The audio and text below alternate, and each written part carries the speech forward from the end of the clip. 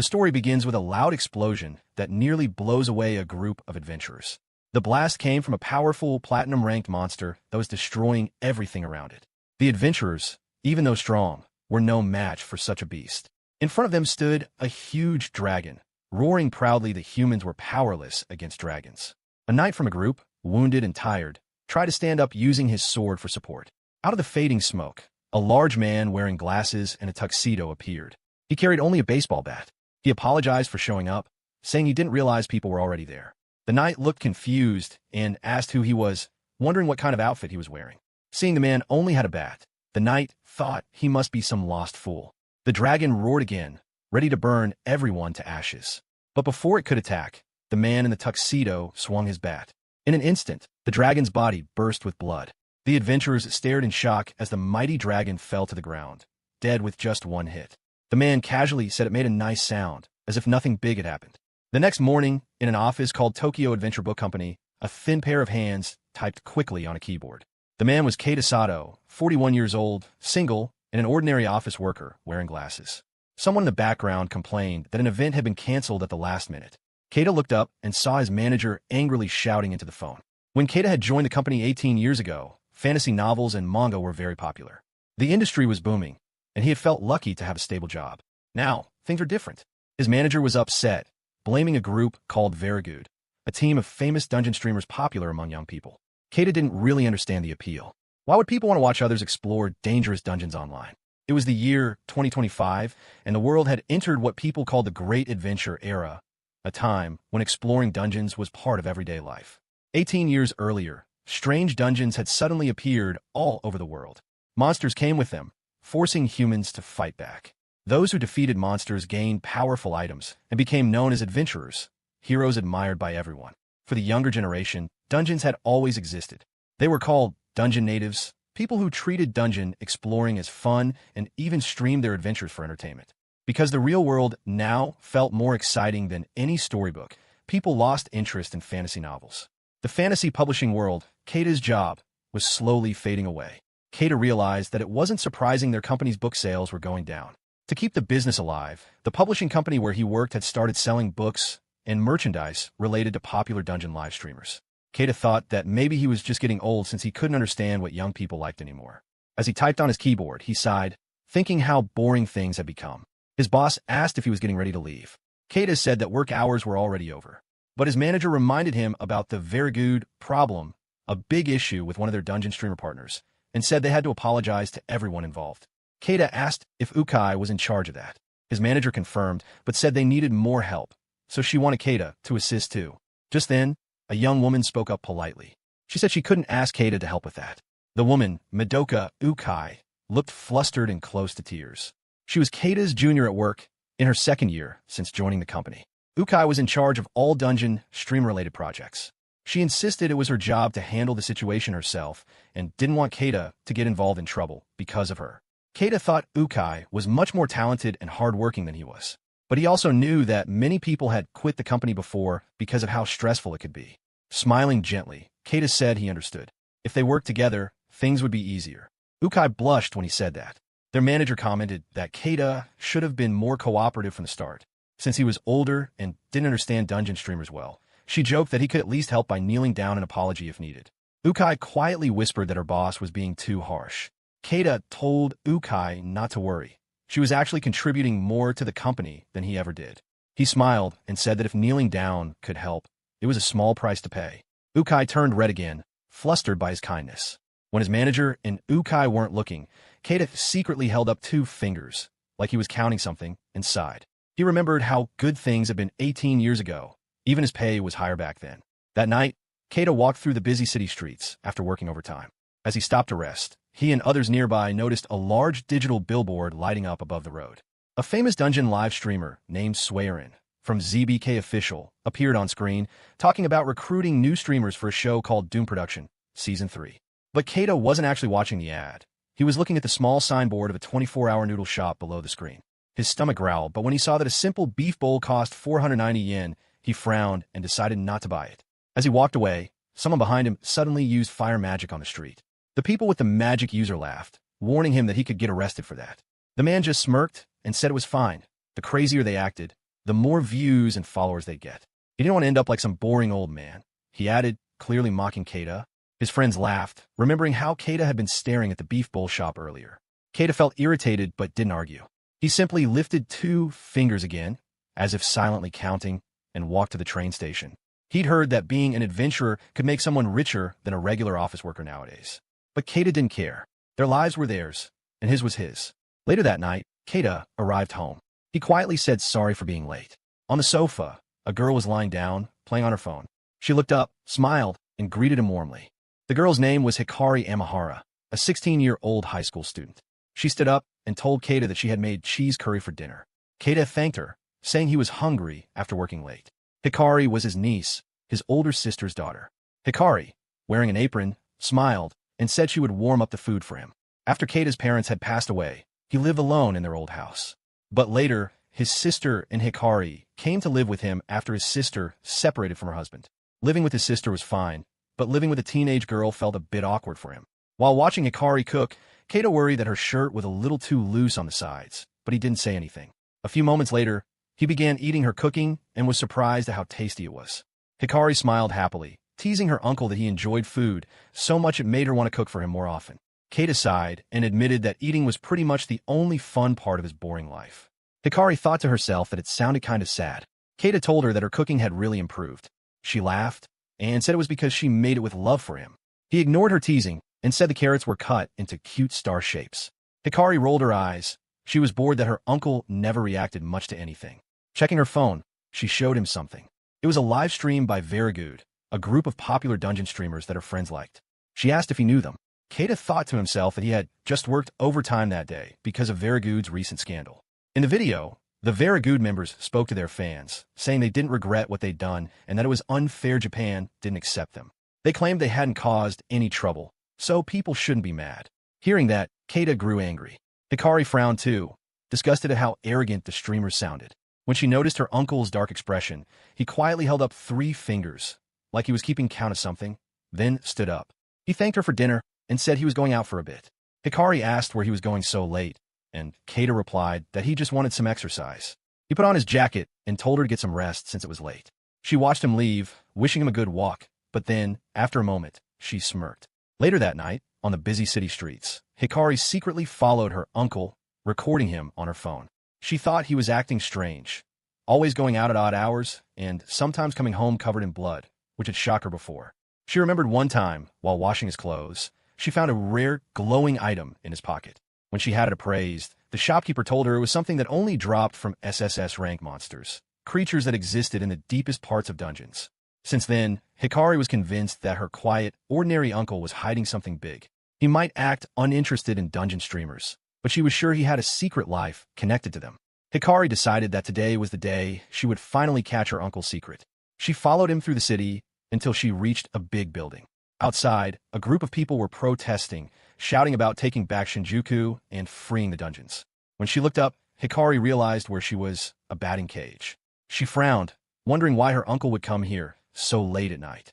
Hiding behind a pole, she watched him pay for an hour at the counter and smirked. It was then revealed that Hikari was actually a registered adventurer under the name Hikari Nindo, and her main skill was stealth, ranked SSS, one of the best.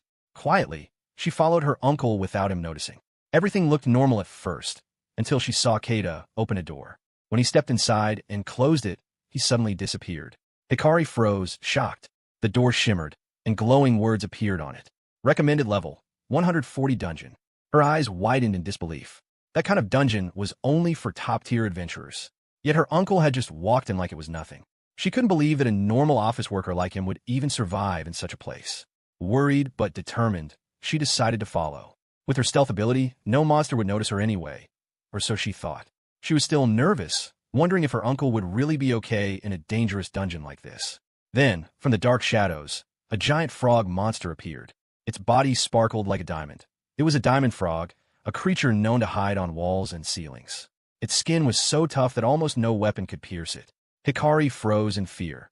Even gold-ranked adventurers struggled to fight them. She gasped. This is bad, she thought. Uncle Keita could be killed in an instant. The diamond frog leapt toward Keita, but he didn't even seem scared. His glasses glinted as he grew serious. Calmly, he reached behind him, grabbed his baseball bat, and swung it with full force. Crack!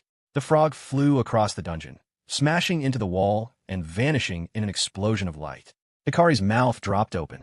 He had defeated a diamond frog in one single hit. She remembered that even the famous dungeon streamer CEO Owari, with his 300 million yen magic sword, needed 2 hits to take one down. But her uncle, a man in a suit with a bat, did it instantly. Before she could recover, more diamond frogs appeared, dozens of them crawling from the walls. Hikari remembered that diamond frogs was plural because they always attacked in groups. Keita adjusted his stance and charged at them. Each time he swung his bat, he shouted something under his breath. One hit for his annoying boss, another for rude young co-workers, another for those selfish live streamers who caused trouble for everyone else. Hikari couldn't believe what she was seeing. Her quiet, tired uncle from the office was fighting like a storm, smashing through every monster with ease. Each strike echoed through the dungeon. BAM! Crash! Boom! Finally, when the last frog fell, Keita stood there catching his breath, a calm smile on his face. For the first time, Hikari saw him truly alive, strong, confident, and strangely happy. She stood frozen in awe and thought, "What on earth is my uncle?" Hikari couldn't believe what she just saw. Her quiet, ordinary uncle had defeated powerful monsters like it was nothing. She wondered if he had been secretly coming here all this time just to relieve his stress by fighting monsters. Feeling a little sorry for him, she thought maybe she could help by showing the world how amazing he really was. An idea popped in her head. What if she live-streamed it? Excited, Hikari pulled out her phone and started streaming. Almost right away, comments started appearing. Someone congratulated her on her first live stream. She smiled proudly. People were already watching. More comments appeared. Some viewers asked where this dungeon was, saying it didn't look like one of the upper levels. Others guessed it must be from the deeper layers, since Keita was fighting diamond frogs, which only appeared in high-level dungeons. A few fans even compared it to Sueren's stream, saying that Sueren, a famous streamer, barely managed to beat one diamond frog, and now this man in a suit had defeated several with a baseball bat. Viewers were confused and amazed. Some asked why he was wearing a suit, where his party members were, and what kind of weapon he was using. The chat exploded with excitement, and people begged Hikari to show his face. Suddenly, a massive explosion shook the dungeon. From the smoke, an enormous glowing serpent appeared, the Diamond Boa, an SS-ranked boss monster. The comments went wild. People panicked, typing that the man was in serious danger. Hikari gasped in fear. She knew the Diamond Boa was one of the strongest bosses ever discovered. Even top adventurers struggled to fight it. She screamed for her uncle, but he didn't hear her. Keita stayed calm, gripping his bat. The monster lunged, its scales shining like glass. Keita swung with full force, the clang of metal echoing through the dungeon as walls shook from the impact. The livestream viewers thought it was over. They assumed Keita had been crushed. For a moment, the screen went blurry. Then suddenly, the image cleared. Hikari's eyes widened in shock. Her uncle was still standing. He looked stronger, his body bulkier than before, still in his torn suit, gripping his bat tightly. The viewers went crazy. No one could understand what was happening. Keita steadied his stance and faced the boa head-on. As the serpent hissed and charged, Keita closed his eyes for a brief second. Memories from his past flashed before him. The times when he was a kid, bullied by classmates who made him clean up after them. His so-called friends would laugh, saying he liked helping people anyway. Then he remembered his manager calling him an old-timer, the rude guy on the street calling him a corporate loser, and the arrogant very good streamers saying they didn't regret anything while he worked late to clean up their mess. All those years of pressure, disrespect, and frustration boiled inside him. His grip on the bat tightened. Enough, he thought. With a furious shout, Keita swung his bat with everything he had. The blow hit the diamond boa straight on, creating a shockwave. The serpent roared, blood spraying everywhere as it was cut clean in two.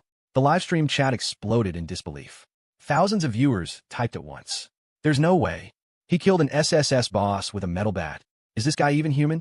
Some called him a new rising star, while others joked that the mysterious fighter looked like an old man in office clothes.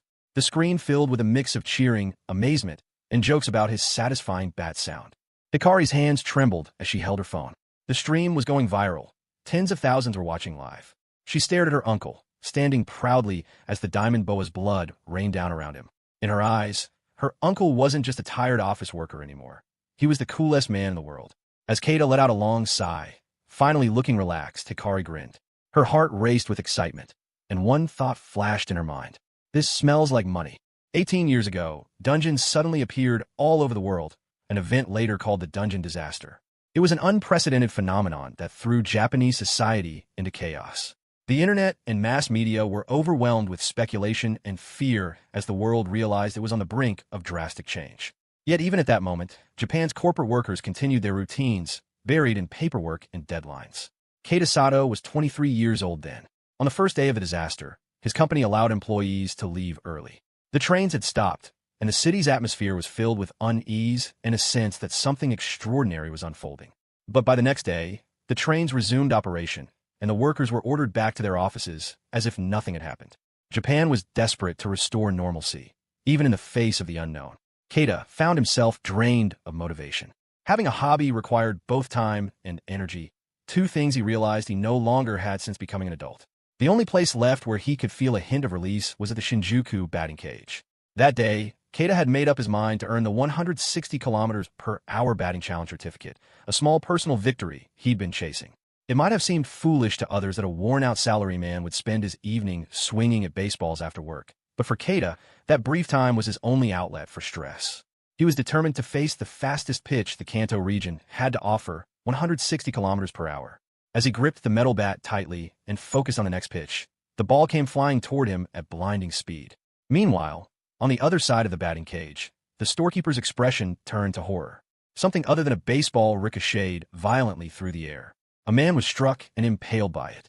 The object fell to the ground, twitching, and from the man's lifeless body, something small and grotesque wriggled out, a monster. Panic erupted instantly. People screamed and ran in every direction, trampling over one another in terror. Unaware of what was happening around him, Keita continued his challenge, irritated by the sudden noise. He was just beginning to get into rhythm when a small creature burst through the wall. Reacting instinctively, Keita swung his metal bat with perfect timing. The impact was clean and powerful. He thought he had hit a baseball, but it wasn't. The thing he struck was the same monster that had caused the chaos moments earlier, a metal slug. In the New World, these creatures were rare beings that granted large amounts of experience points to those who defeated them. Without realizing it, Keita had just achieved something incredible. His swing sent the monster flying, decapitating it in an instant. Overjoyed by what he believed was a perfect home run, Keita cheered loudly, completely oblivious to what he had actually done. He rushed to the manager, eager to claim his home run certificate. But when he reached the counter, his excitement froze. The floor was covered in bodies. The store was soaked in blood. The certificate lay on the counter beside the corpse of the manager. Keita's mind went blank. Then his alarm went off. Keita opened his eyes in his room, drenched in sweat. For a moment, he thought it had been a dream, but the memory of that bizarre event lingered vividly. The ball he hit had been a monster. It sounded insane, but it was the truth. Still, one lucky miracle hadn't changed his life. He remained an ordinary office worker. Exploring dungeons had become nothing more than a weekend hobby. After fixing his tie and taking a deep breath, he stepped out of his room. In the dining area, a woman waited, smiling gently as she invited him to have coffee with her. Keita agreed politely. She raised an eyebrow, remarking that he was acting distant and overly formal. She asked if he was bothered by her sudden return home. The woman was Akari Amahara, formerly Akari Sato, Keita's older sister by 2 years, and the mother of a girl named Akari. Keita sat down, explaining that since Akari was around, he needed to act like a proper adult and not speak too casually. Akari smiled, saying that was quite mature of him, before casually asking where he had been the previous night. At her question, Keita stiffened and gasped quietly, his body tensing as his mind raced for an answer. Akari remembered coming home to an empty house. Keita grew tense, realizing he couldn't possibly tell her the truth, that he had been sneaking into dungeons every night, fighting monsters to vent his stress from work. Akari grabbed him by the shoulders and shook him, her emotions spilling out as she expressed how lonely she had felt. She demanded that he at least greet her properly when she came home. Confused, Keita looked around, realizing no one else was there. He asked where Hikari was, recalling that he had told his niece to go to bed earlier. With tears in her eyes, Akari told him that Hikari had said she was live streaming from a dungeon. Late into the night, Keita confronted his sister about it. The idea of a teenager venturing into a dungeon alone disturbed him deeply. He warned Akari that it was dangerous and that she needed to stop her daughter before something terrible happened. Teenagers were stubborn, he thought, but this was beyond reckless. Akari agreed, but her tone carried resignation. She pointed out that, in the modern world, being a live streamer was one of the most profitable careers available. Keita pulled out his phone and searched for Hikari's channel. Sure enough, it existed 1,503 subscribers and 5 uploaded videos. He frowned, unsure if that number was considered high or not. Akari glanced over and remarked that it wasn't much to brag about. She reminded him that he worked in the same field and should know about these things. Keita gave a distracted nod. Then, Akari's tone turned serious. She confessed that she didn't want to be the kind of parent who crushed her child's dreams just because she was afraid. But at the same time, she looked at her brother and said that if that was the case, he should be the one to stop Hikari. Keita sighed, frustrated, and told her not to force him into playing the villain. He began getting ready for work. Akari asked if he'd had breakfast yet, offering to make something quick for him. He declined, saying he would grab something from a convenience store on his way. He told her he'd be back later, then left the house. A short while later, at the train station, he walked past a group of people talking about the Shinjuku batter. Two high school students were animatedly discussing the mysterious figure, saying he fought in dungeons armed only with a metal bat. One of them wondered if the Shinjuku batter was a live streamer, and the other confirmed it. Hearing that, Keita exhaled heavily, irritation flickering across his face. It was yet another reminder of his draining job at Very, where he constantly had to deal with online content messes and live streamer scandals. Just thinking about it made his stomach twist. All around him, the chatter continued. Everyone seemed obsessed with dungeon streamers and their exploits. Keita thought bitterly that since dungeon live streaming was tied to his line of work, he should probably learn more about it. He wondered idly what kind of person this Shinjuku batter really was. As he let out another weary sigh, he noticed the businessman standing behind him, slumped, lifeless, and exhausted, much like himself. At Keita's workplace, Ukai greeted him in a disheveled state, her face pale and trembling from exhaustion. Her hair was messy, and dark circles marked her eyes. Keita immediately noticed her condition and asked if she had stayed up all night. Ukai confirmed it, explaining that Very apology video had gone viral once again. Their sponsors were enraged, and she had spent the entire night drafting and sending apology emails in an attempt to calm them down. Keita covered his mouth in disbelief at her pitiful state. He opened his eco bag, took something out, and handed it to her while advising that she should rest. It was a rice ball. Ukai gratefully accepted it, thanking him weakly. Keita told her to eat first, then take a nap and a shower. She was drenched in sweat. Ukai nodded, remembering that the office air conditioner automatically shut off at night, making it even harder to stay awake. After a brief pause, Ukai asked what they were supposed to do about Very situation. The streamers under major agencies like Doom refused to even acknowledge them anymore.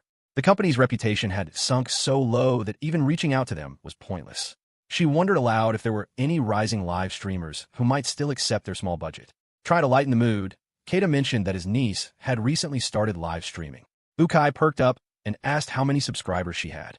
When Keita replied that it was about 1,500, Ukai immediately apologized, shaking her head. That number wasn't nearly enough for their purposes.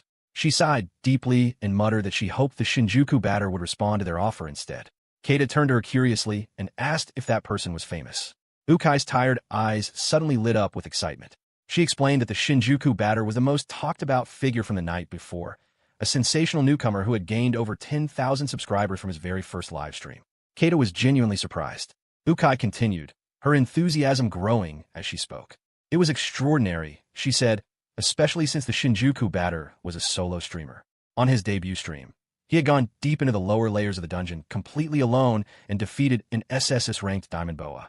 She declared that this could be the birth of a legend in the streaming world. Keita froze for a moment, stunned. The monster she described, it was the same one he had fought the previous night. He hesitated, then asked if that Diamond Boa was really that powerful.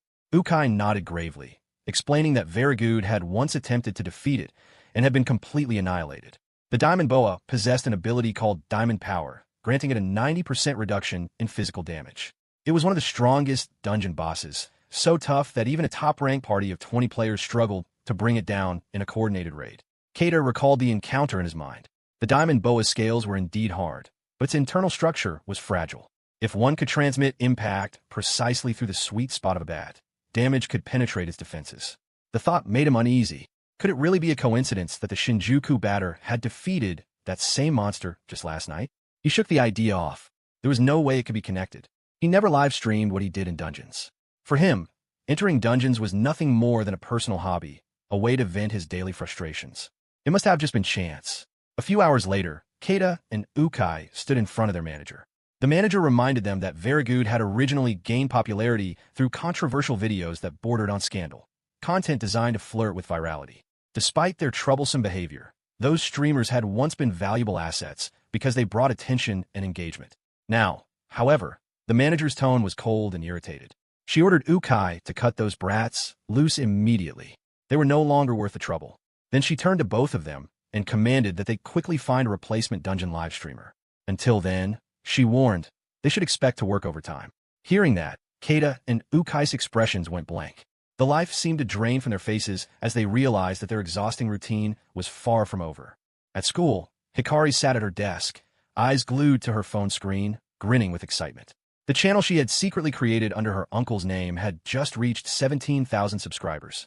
Her heart swelled with pride as she marveled at her uncle's awesomeness, believing that thanks to him, her follower count kept growing. She couldn't stop praising him in delight, declaring inwardly how much she adored her old man. Beside her, her friend Mia looked unimpressed. In a flat tone, she asked if Hikari had a sugar daddy, clearly skeptical of her enthusiasm. She reminded Hikari that live streaming someone without their consent was dangerous and illegal, warning that she'd get caught eventually and dragged into serious trouble. Mia also pointed out that Hikari's uncle wasn't the type who liked attention. Hikari brushed it off with a confident smile. She knew her uncle well. He always felt secondhand embarrassment whenever he saw anything related to modern youth culture, and he never watched live streams. There was no chance he would find out about her secret project. Mia frowned, commenting that Keita seemed allergic to youth culture. It sounded rough. Mia then revealed something she had discovered during her research. The batting cage, where Keita often had once been struck during the dungeon disaster 18 years ago. Hikari asked in surprise if she meant that dungeon disaster, and Mia nodded. She explained that many people had died there, and even after the site reopened, the dungeon gate had remained. Hikari found it unsurprising, remarking that there were many such gates scattered around Shinjuku. Mia confirmed this, adding that while a few of those gates were officially managed by the Japan Adventurers Guild, most adventurers used them freely. Hikari replied that it made sense. After all, those gates were conveniently located. Mia leaned closer and said that Hikari's uncle used one of the more dangerous gates, the kind that opened directly to the deeper layers of the dungeon. Even elite adventuring parties could die if they entered recklessly. Hikari's eyes sparkled with admiration, thrilled by how fearless her uncle was. She proudly declared that her uncle was truly incredible. Mia, however, reminded her that Keita had been a kind and dependable guardian who had helped her through difficult times. She questioned whether it was right to expose someone like that without his permission. Seeing Hikari's guilty expression, Mia softened her tone, admitting she understood how tempting it must be, especially since the million-view video they had gained was too good to throw away. Hikari nodded, agreeing half-heartedly, then promised that she would tell her uncle the truth. Mia sighed in relief, saying that was for the best. But Hikari added playfully that she would confess after she became a billionaire. Mia froze, speechless at her friend's audacity. Later, in the hallway, Hikari told Mia about her next plan. For now, she would set up facial and personal information filters for her uncle. That way, when she live-streamed him again, his face and voice would be completely unrecognizable once uploaded. Mia realized Hikari was preparing to stream her uncle spontaneously in the future without his awareness. Hikari praised Mia for her technical skill, saying she was as reliable as always when it came to internet tricks. Just then, Hikari's phone rang. The screen showed her uncle's name, Keita Sato. She quickly answered. Keita told her he would be working overtime again that day and wanted to let her know. Hikari repeated the word overtime in disbelief, then asked what he would do about dinner. Keita hesitated, nearly slipping up, before correcting himself and saying that he would go out for a drink that night. Hikari immediately understood what he actually meant. He was heading into a dungeon again. Trying not to sound suspicious, she asked whether his phone's GPS feature was turned on. Keita said he didn't really use that function. Hikari sweetly told him it would be helpful if he turned it on so she'd know when he was coming home, since she got lonely without him. Moved by her words, Keita agreed to activate it. As soon as the call ended, Hikari grinned widely and declared her mission accomplished. Mia gave her a sharp look, commenting that she had some serious nerve. Now, Hikari knew exactly where her uncle would be that night. She immediately posted an announcement on the secret channel she had made for him. The Shinjuku batter will be live streaming tonight. Hikari leaned back in excitement, wondering what incredible things her uncle would show during his next broadcast. Meanwhile, deep inside the Shinjuku dungeon, a group of adventurers gathered near the gate leading to the lower layers. They were agitated, discussing what to do next. Their latest operation had fallen apart, and all their efforts had gone to waste. A man named Mash cursed under his breath, saying they were doomed. Beside him stood another man called Vinegar, equally frustrated. A third man, scrolling through his phone, complained that things were only getting worse, especially with a new, annoying streamer stealing all the spotlight. Another member, Salt, shouted that they had already apologized and that gathering weak monsters to level up wasn't a crime. It was simply more efficient. Mash countered that internet users were claiming if too many monsters were gathered, they would enter a berserk state. Salt dismissed the idea, insisting it was false. They had done it countless times without issue. Leaning casually against a cracked dungeon wall was a man named Potato, the quiet leader of the group. He asked if that day wasn't the day Swearin was doing a live stream. Salt's eyes lit up at the mention of her name. He gushed about how amazing and cute Swearin was, then suggested they could surprise her with a sudden appearance and collaborate. It would go viral instantly. Potato, however, shook his head. That wasn't enough. A simple collaboration wouldn't erase their bad reputation. They needed something dramatic, something that could completely overshadow their recent controversy. He suggested that if they happened to rescue a live streamer in serious danger during a live broadcast, that would create a powerful comeback moment, something people would never forget. The group nodded slowly, understanding what he meant. These men were the infamous adventuring and streaming team known as Vergood, a channel with 420,000 subscribers.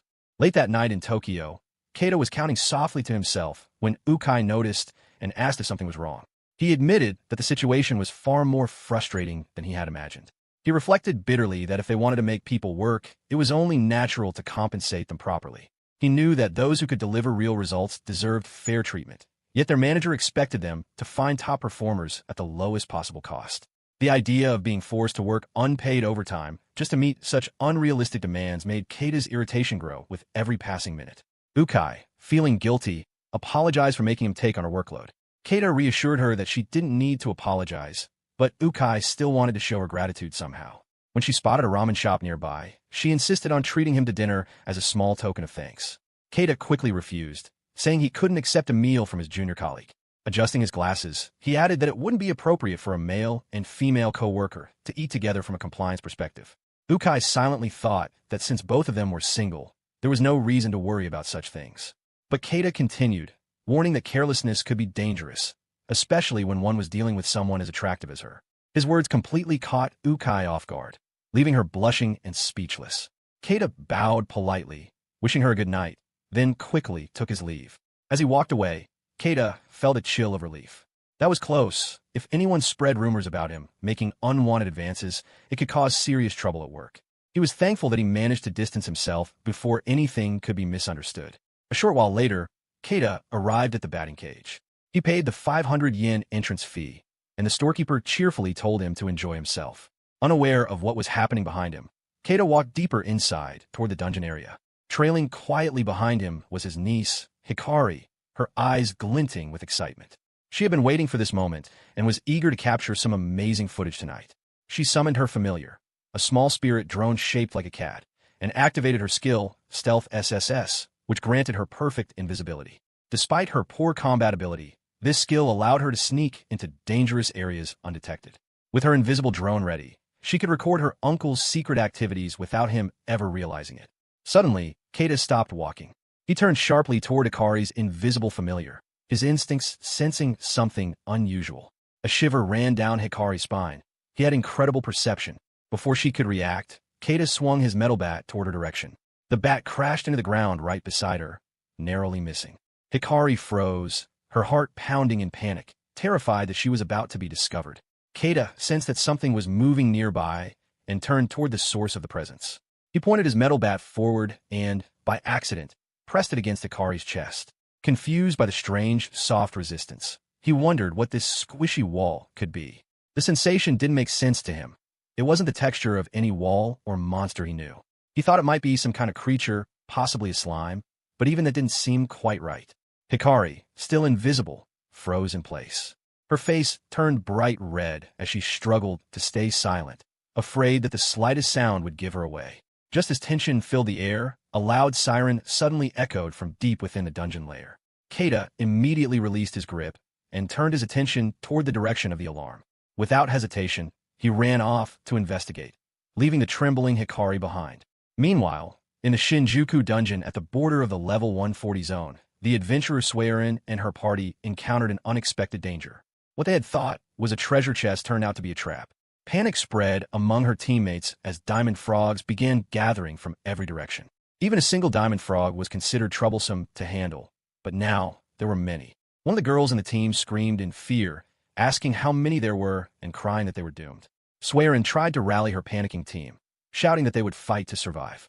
The comment section of her live stream exploded with reactions, some supportive, others inappropriate. Irritated, Swearin scolded the commenters, reminding them that she could see their messages, and declared defiantly that they were not going to die. Her frustration was cut short when one of her teammates, entangled by a frog's sticky tongue, cried out for help. The girl's body was being pulled toward the creature, and Swearin quickly realized that if this continued, her entire team would be wiped out.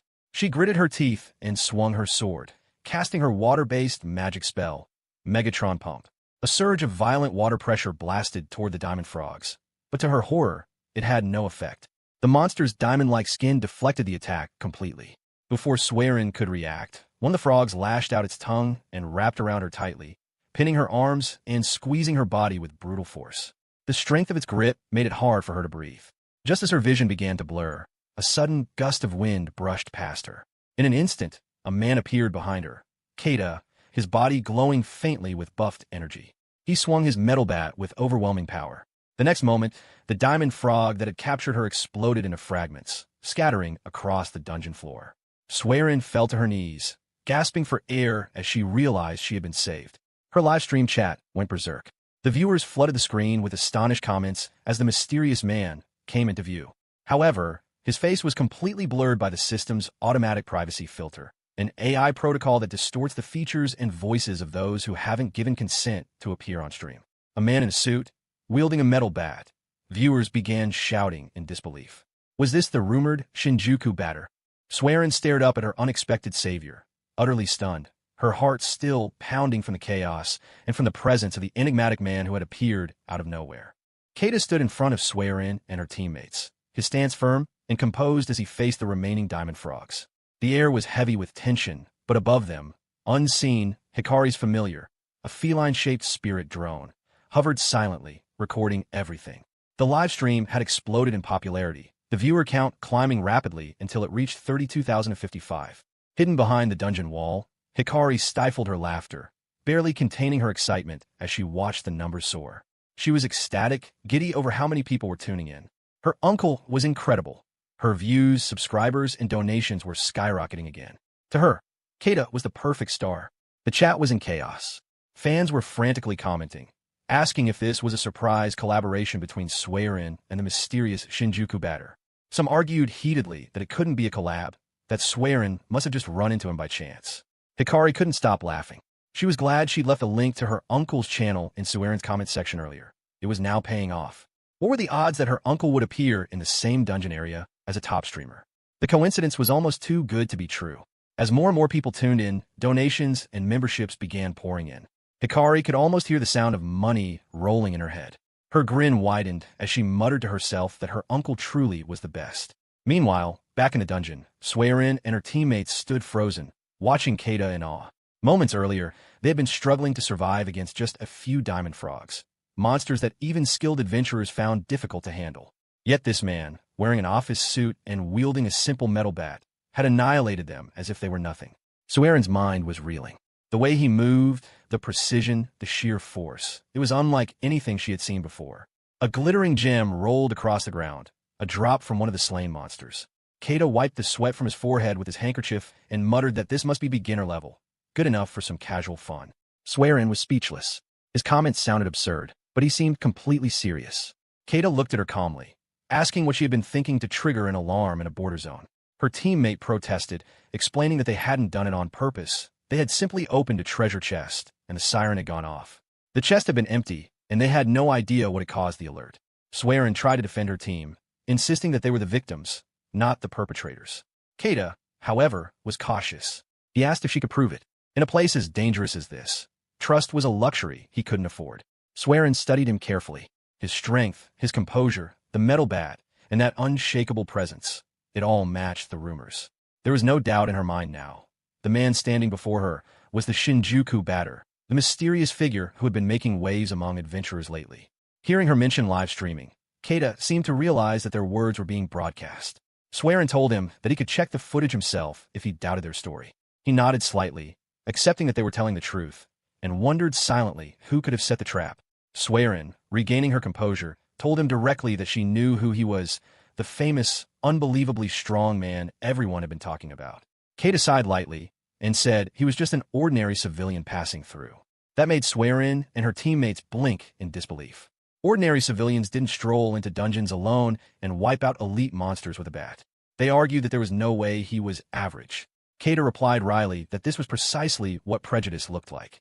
Then, with the same polite tone, he asked if they could please refrain from showing his face or discussing him publicly if their live stream was still active. One of the girls quickly assured him that the stream had already ended. But in hushed whispers, the team murmured among themselves, realizing that the Shinjuku Batter channel was still broadcasting and had even posted the link. They suspected that Keita was pretending not to know. Swearin whispered back that she didn't understand what was going on either, but since he had just saved them, they should keep quiet about it. The girls agreed. Keita noticed their secretive whispering and immediately assumed the worst. He thought they must be gossiping about him, probably calling him a creepy old man. Internally, he sighed and remarked to himself that young women these days were terrifying. He recognized Swearin from her channel's name. She was affiliated with Doom, one of the top streaming networks. Getting tangled up with someone from a major platform like that could only bring trouble. The best thing to do was to end the encounter quickly and leave. Keita decided to part ways. He turned around and began walking off, leaving the stunned group behind. Swearin blinked, then rushed after him, calling out for him to wait.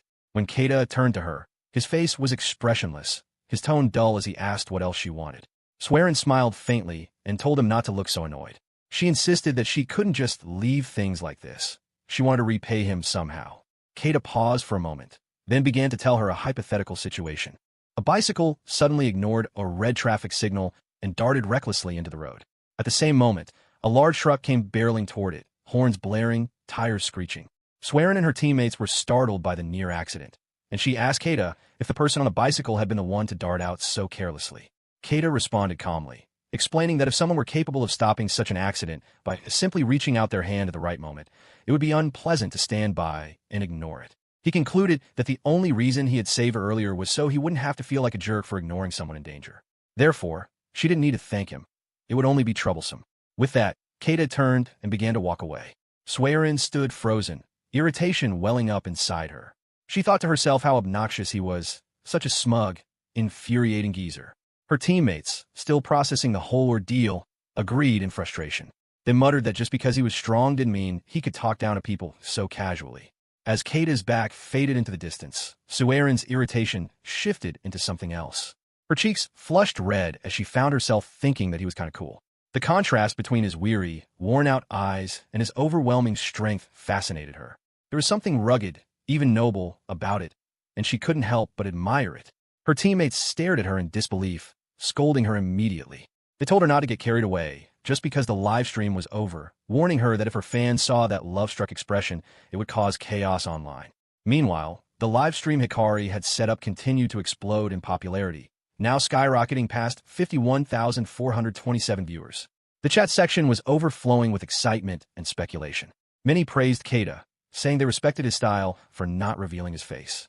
Others were curious about his identity, astonished that someone like him could appear out of nowhere and save Swearin so effortlessly. Some comments took a different tone.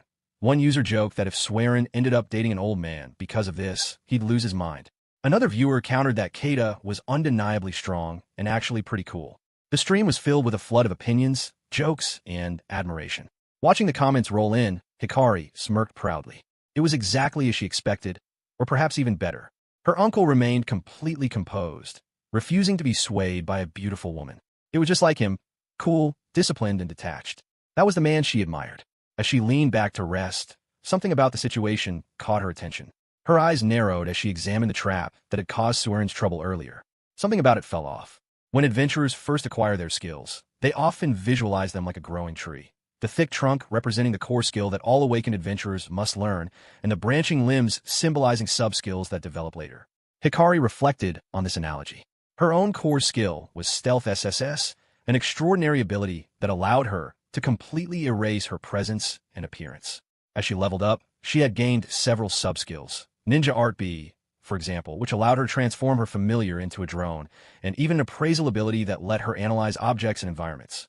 Curious, she decided to appraise the suspicious treasure chest.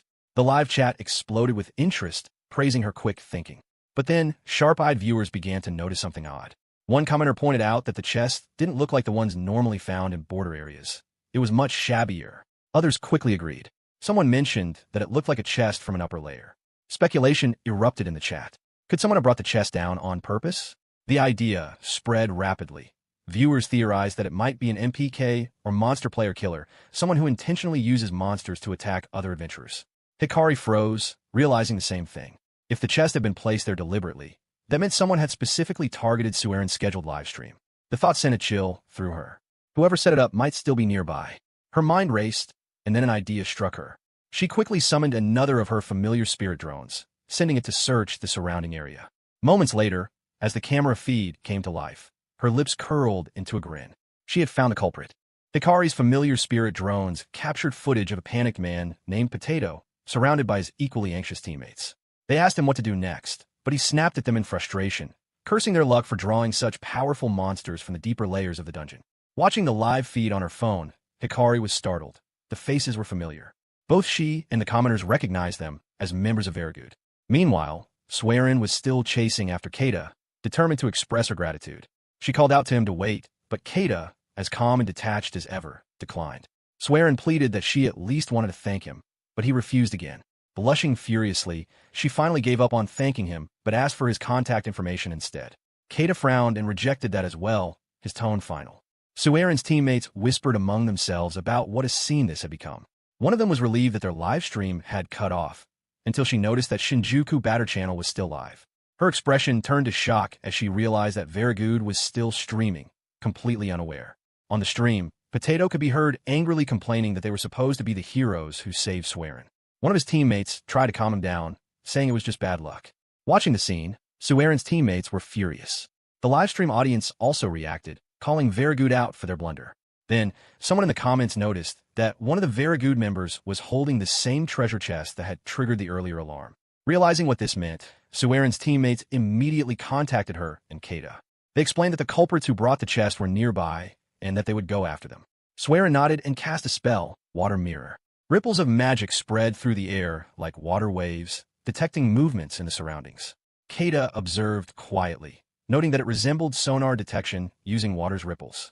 Sueren quickly announced that she had located them and followed with another spell, Great Vortex. A massive torrent of swirling water surged forward, catching all the Vergood members completely off guard. One of Sueren's teammates remarked that the attack might have been launched from a bit too far away. Keita analyzed calmly that the spell was a wide-range magic that restrained enemies and adapted to terrain, perfect for prolonged combat. He acknowledged Sueren's decision as the correct one, and Sueren smiled, pleased by his approval. Back in a live stream, Hikari and the commoners watched as Keita suddenly emanated a powerful, intimidating aura. Even Sueren, standing beside him, could sense the pressure radiating from him. Meanwhile, Vergood was struggling within Sueren's raging torrent. Potato screamed in disbelief, furious at his misfortune, ordering his teammates to find a way out. They shouted back in panic, saying escape was impossible under the crushing waves. Even an adventurer's enhanced strength couldn't withstand it. Potato roared at them to shut up and vowed revenge on whoever had set him up. Then one of his teammates pointed in shock. Keita was approaching through the torrent. None of them recognized him and demanded to know who he was. Potato, gritting his teeth, ordered his team to open fire. A barrage of magic blasts shot toward Keita, engulfing him in smoke and flame. They began to cheer, thinking they'd defeated him, until the smoke cleared. Keita stood there, completely unharmed. Every Vergood member froze in disbelief. Potato, shaking, shouted for them to target Keita's feet instead. They fired again, destroying the ground beneath him, and for a moment, it looked like Keita was falling into the vortex below. But what happened next made their blood run cold. Instead of being swallowed by the water, Keita was running on it. Everyone watching the live stream was left speechless. In that instant, a voice from Keita's memory echoed in his mind, his former boss's voice. That loathsome man had once said he would teach Keita the secret art of working overtime. Keita remembered those words vividly, the way his boss used to bark them at him during endless nights of labor. He had told Keita that even if his body reached its limit, as long as he didn't lose consciousness, he could still keep working. The memory stung as Keita recalled his boss ordering him to keep moving his hands before passing out, to always move forward before stopping, like stepping with his left foot before his right one sank. Then do the same with the right. Repeat it endlessly, his boss had said, and he'd be able to run on water. Back then, Keita had dismissed it as an absurd metaphor, something impossible. Yet now, as he ran across the surface of the swirling vortex, he realized that his old boss had been right, in a twisted way. Compared to the unreasonable grind and soul-crushing exhaustion of his corporate life, running on water was effortless. Keita reached the Verigud members, his presence alone sending chills through them. Their screams filled the air as he hurled his metal bat straight into Potato's face. After striking him, Keita casually muttered an excuse, as though it were nothing. Clutching his broken nose, Potato trembled in terror. Swearin ran up to Keita in concern, addressing him respectfully. Keita frowned at being called sir. One of Swearin's teammates quickly whispered to her that Keita's channel was still live streaming, and she should watch what she said. Realizing this, Swearin blushed with guilt and nodded. Her teammate scanned the area, puzzled. She couldn't spot any visible drones filming the livestream.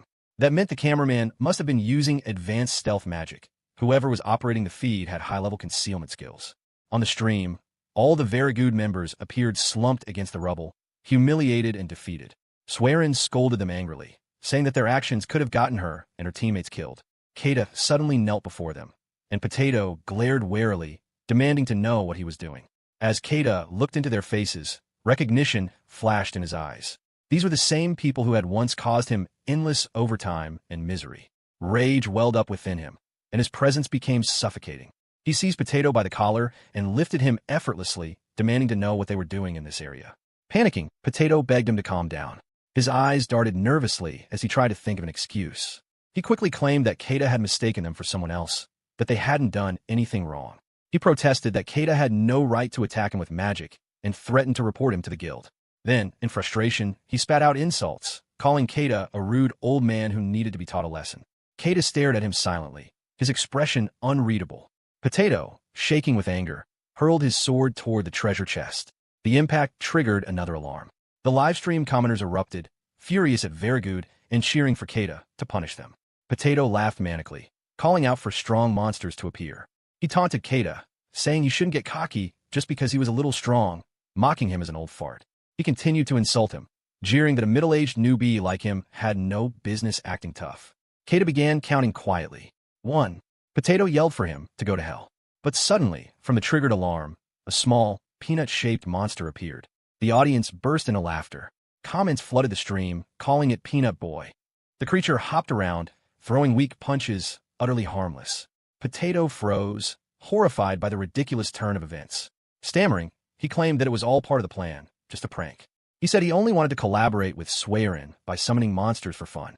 Keita looked bored, unimpressed. He asked if Potato was implying that they had recklessly endangered others' lives just for entertainment. Then he continued counting, 2. Panicking, Potato tried to explain that they had meant to help Swearin, that everything was a misunderstanding. But Keita could tell he hadn't apologized once. His calmness vanished into cold fury. Potato, sweating, asked if Keita intended to forgive them. He nervously admitted that it was all a joke and begged Keita not to take it seriously. Keita finished his count, 3. In the next instant, his metal bat swung with tremendous force, striking Potato squarely and sending him flying through the air. The livestream audience exploded in laughter and awe, flooding the chat with cheers and calling it a home run. They joked that Potato was finished. Swearin's teammates snickered, saying Keita might have gone too far, hoping Potato wasn't actually dead. One of them urged Swearin that they should leave quickly. But Swearin, her face flushed bright red, stood frozen in place. Her heart raced as she muttered to herself, Shinjuku batter was just too cool. The next day, inside the Adventure Book Corporation sales department, Ukai approached Keita with excitement. She informed him that the team known as Verigud had apparently been expelled. Holding out her phone, she showed him the news article. Still focused on his computer, Keita replied without much interest. Ukai continued explaining that Verigud had caused a huge blunder during a live stream, which resulted in their adventurer licenses being revoked and their permanent expulsion from the guild. The story had already made headlines across multiple news outlets. Glancing at his phone, Keita checked the news for himself. Relieved, he confirmed that his own name wasn't mentioned anywhere. It seemed that Swearin and her team had kept their promise not to drag him into it. His mind drifted back to yesterday, when Swearin and her teammates had remarked that Verigud was finished, that their licenses would surely be revoked. At that time, Keita had grown tense, worrying that he might get caught up in their mess simply because he'd been at the scene. That would have been disastrous for him. All he wanted was to quietly enjoy his hobby without being noticed. Nervously, he had turned to Swearin and asked her a favor. Smiling brightly, Swearin had told him she'd gladly do anything he asked. Keita had then requested that if anyone ever asked her about what happened that night, she should leave his name out of it entirely. The women had been stunned by his request, but Swearin eventually nodded with a smile, agreeing to keep his identity secret, though she added that she wanted to ask a favor in return. The way she said it had made Keita uneasy, as if she were plotting something troublesome. Back in the office, Ukai cheerfully reported that the Shinjuku Batter channel had already surpassed 80,000 subscribers. She excitedly mentioned that she wished someone like him would collaborate with them, since big-name Doom streamers usually ignored small publishers like theirs. She sighed, lamenting that they'd probably never find a replacement for Very. Just then, a message notification popped up on Keita's screen from Swearin. He frowned, groaning inwardly, wondering what she wanted this time. Despite his reluctance, he ended up exchanging contact information with her, already feeling that it was going to be a major hassle. Ukai noticed his irritated expression and asked if he'd just gotten spammed. Keita agreed vaguely, saying that it was something like that, some young girl trying to lure him into a dating app, which he called despicable. Shocked, Ukai exclaimed that she had received those messages too. She shared how an idol once contacted her pretending to be friendly, and one of her classmates had even gotten scammed by something similar back in junior high. She then asked Keita if he used that same app. Keita admitted that he did, explaining that it was convenient for contacting his family. Ukai lit up at the coincidence and happily said that she used the same app as well. With a cheerful smile, she asked if they could exchange contact information. Keita froze, caught completely off guard. He stammered internally, desperately trying to come up with a polite excuse to decline. Ukai, meanwhile, smiled brightly, thrilled that she could finally ask him so naturally. She had apparently been waiting for a chance to exchange contact details for quite some time. Keita's anxiety grew, and he thought miserably about how troublesome this was becoming. Just then, their manager's voice called out from across the room, summoning them. Seizing the opportunity, Keita quickly stood up and urged Ukai to hurry, thanking his boss silently in his mind for saving him. Moments later, they stood in front of their weary-looking manager. Keita sighed inwardly, sensing that more trouble was coming. Their manager asked if they had managed to find a replacement for Very. Keita explained that it had only been a day, so they hadn't heard back from anyone yet. The manager nodded, understanding, then laid a magazine on the desk with a grim look. Keita immediately recognized it. It was their flagship publication. The manager said that there was a serious problem. Very exclusive feature was scheduled to be serialized in full color as the magazine's centerpiece starting next week. All the advertising slots had already been filled with merchandise and sponsorships based on that feature. Losing it now meant financial chaos for the department. Keita pointed out that handling content was supposed to be the editorial department's job, not sales. The manager agreed, but explained that the editorial team was already swamped. Then she got straight to the point. She ordered Ukai to go pitch to Doom Pro and told Keita to accompany her for support. Ukai's eyes widened as she repeated the name. Doom Pro, as in Doom Production, the massive entertainment company managing multiple top-tier streamers with over 1 million subscribers each, including Swearin herself. The manager confirmed it. Ukai nervously asked if that meant they'd be given a larger budget for the deal. The manager smiled sweetly and told them no, their budget was still as tight as ever. She added that this was where their sales skills would be put to the test, and that she was counting on them. Keita and Ukai exchanged a horrified glance. Then in perfect unison, they shouted, "What?" Inside the office of Doom Production, Keita and a visibly nervous Ukai sat across from Kinya Kachidoki, the manager of Doom Production. With a cigarette between his fingers, Kinya assumed they were from a publishing company. Keita introduced himself and Ukai, thanking Kinya for meeting them on short notice, then explained that they were there to request a collaboration. He turned the discussion over to Ukai to present the details. After Ukai finished her explanation, Kinya leaned back, unimpressed, and remarked that the proposal was dull and pointless. Ukai hesitated, unsure how to respond. With a smirk, Kinya asked what Doom Production stood to gain from the collaboration, mocking the idea of working with a publication that only appealed to a handful of readers. He told them to return once they had tripled their circulation, boasting that even their least successful creator had that many subscribers. Keita quickly realized that Doom Production had no real intention of partnering with them, and that Kinya had only agreed to the meeting for formality's sake. Kinya went on to sneer that print media was outdated, saying it was laughable to talk about media influence when they were still producing magazines. He laughed and called the meeting a waste of time. However, his attitude suddenly shifted when his gaze lingered on Ukai's chest. He swallowed and told her that Doom Production was hosting a party that evening with a major industry figure and several popular live streamers. He said he could invite her if she wanted, suggesting that if she talked to the bigwig and managed to get him in a good mood, he might offer her a job. Ukai's face lit up for a moment, thinking it was a genuine opportunity, but Kinya's expression turned lewd as he added that she was pretty sexy. Ukai froze, confused by his tone, and Kinya grinned, explaining that if she could please the industry figure, it would make him look good as well. He told her she was an adult, implying she should understand what he meant. Ukai stiffened in shock, realizing the implication, and asked in disbelief if he was suggesting sexual favors in exchange for business. She pointed out that such a thing was a serious compliance violation. Kinya denied it with a smirk, saying he wasn't forcing her to do anything, just giving her a chance.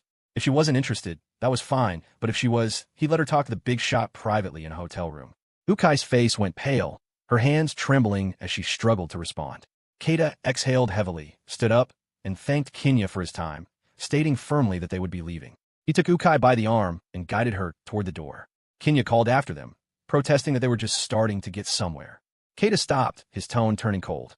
He said that in this era, anyone could share their thoughts with the world through social media, and that streamers with tens of thousands of followers avoided visiting adult establishments for fear of exposure. He added that their physical stamina often differed so greatly from ordinary people's that it strained sex workers, leading to them being refused service in many cases. Continuing, Keita said there had been a disturbing trend lately. Former streamers being used as escorts at hotel parties, where naive amateurs were lured in and forced into sex under the guise of networking or opportunity. Shubin magazine was rumored to be sitting on a bombshell scoop slated for next week. Keita hinted quietly that the story might involve people from Doom Production and immediately asked Kinya to forget he had said anything. Kinya reacted with stunned fury, demanding to know how Keita could possibly know such a thing. Keita tugged Ukai along and left the office, leaving Kinya blustering.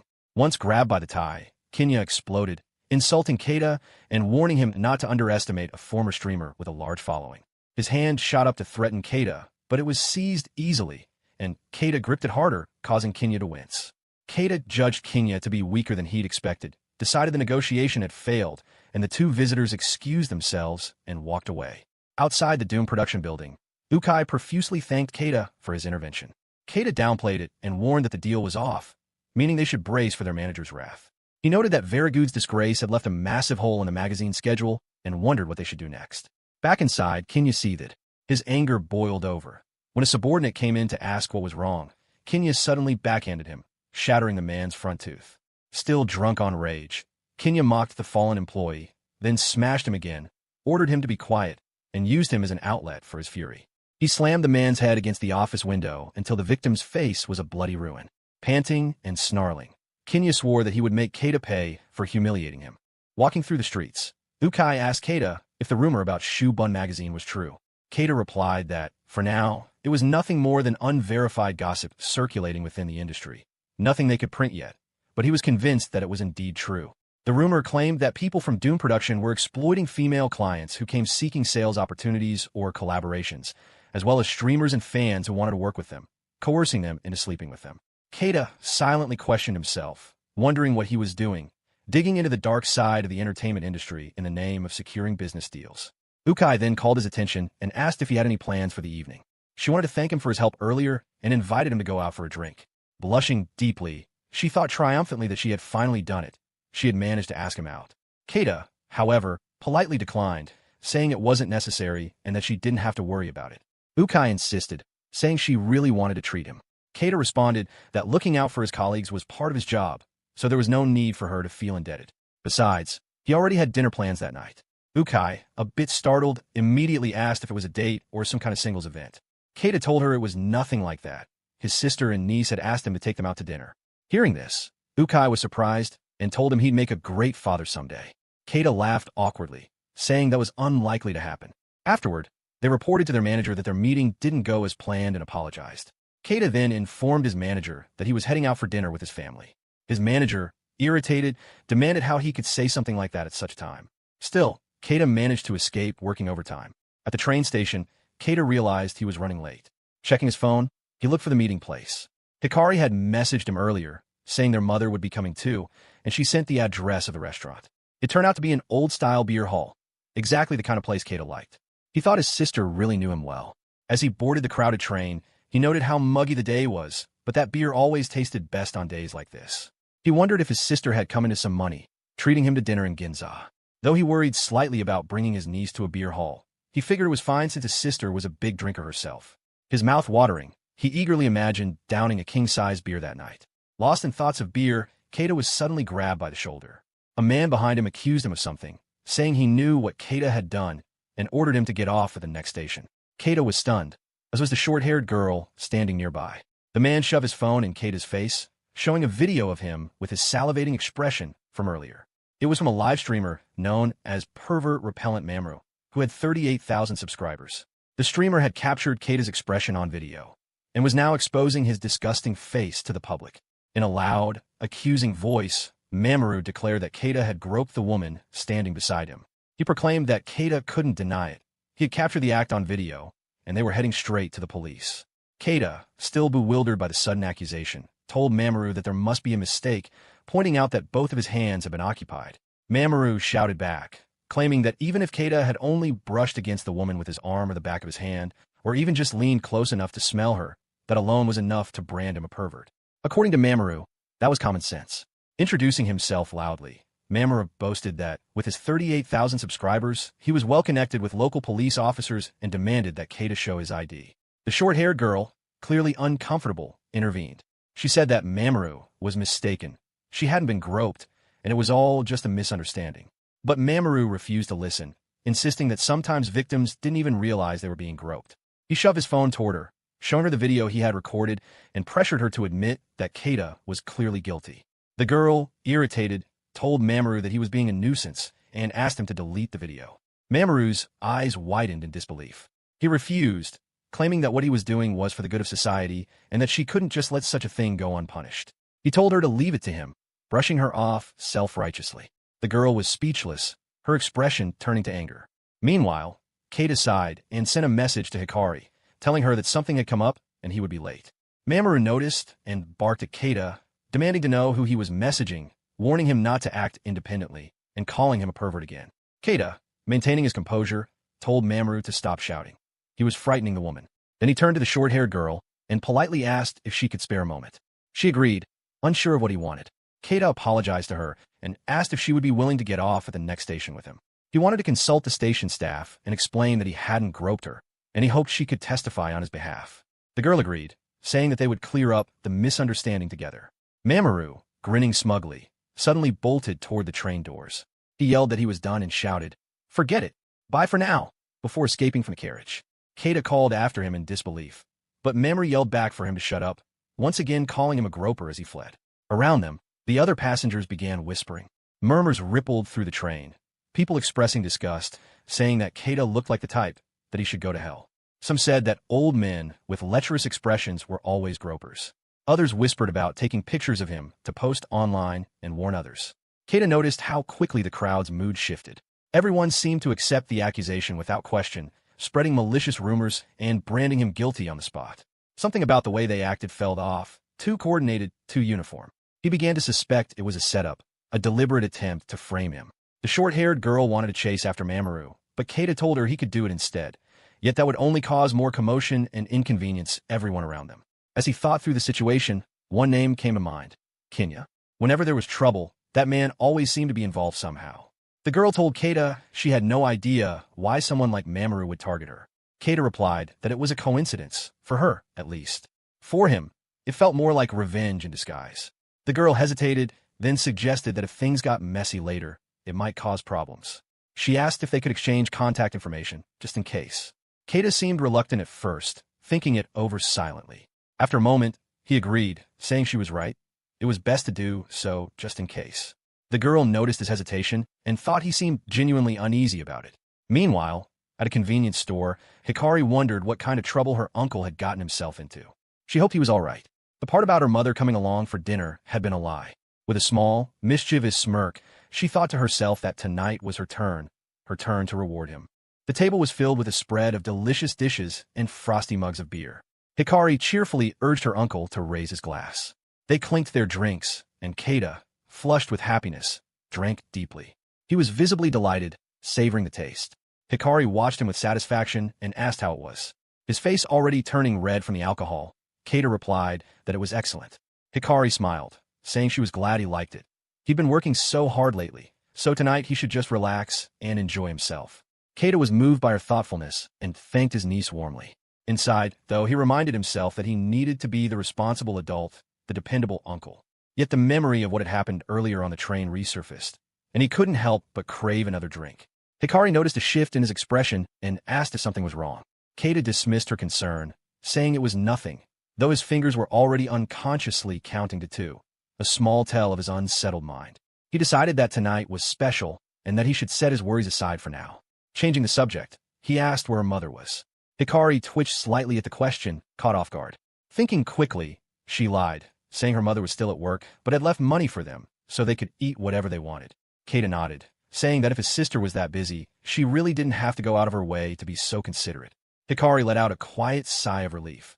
Her uncle had believed her. She thought to herself that this evening was actually her gift to him, something she'd arranged just to make him happy.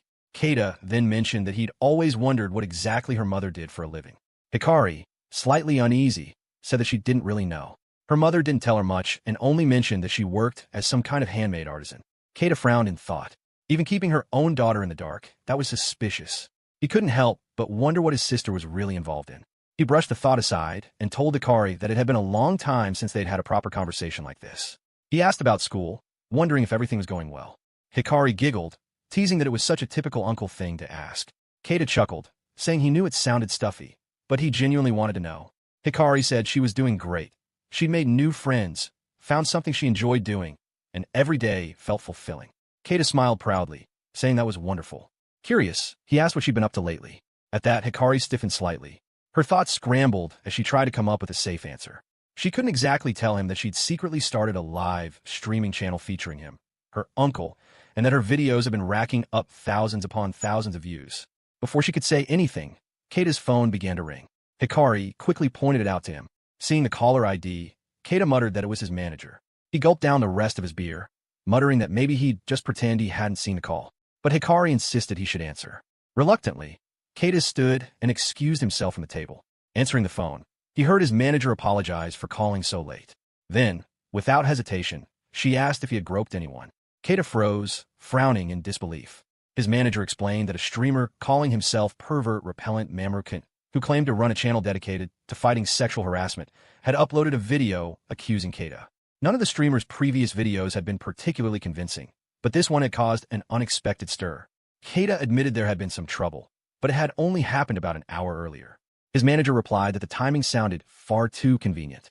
She told him that his face was blurred in the video, and there was no information that could identify his company. Yet, somehow, the video had been singled out as being about S from a book company. Keita was stunned. His manager continued.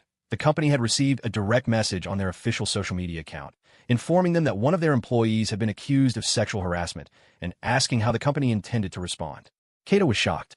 He apologized to his manager for the trouble, surmising that he had been set up.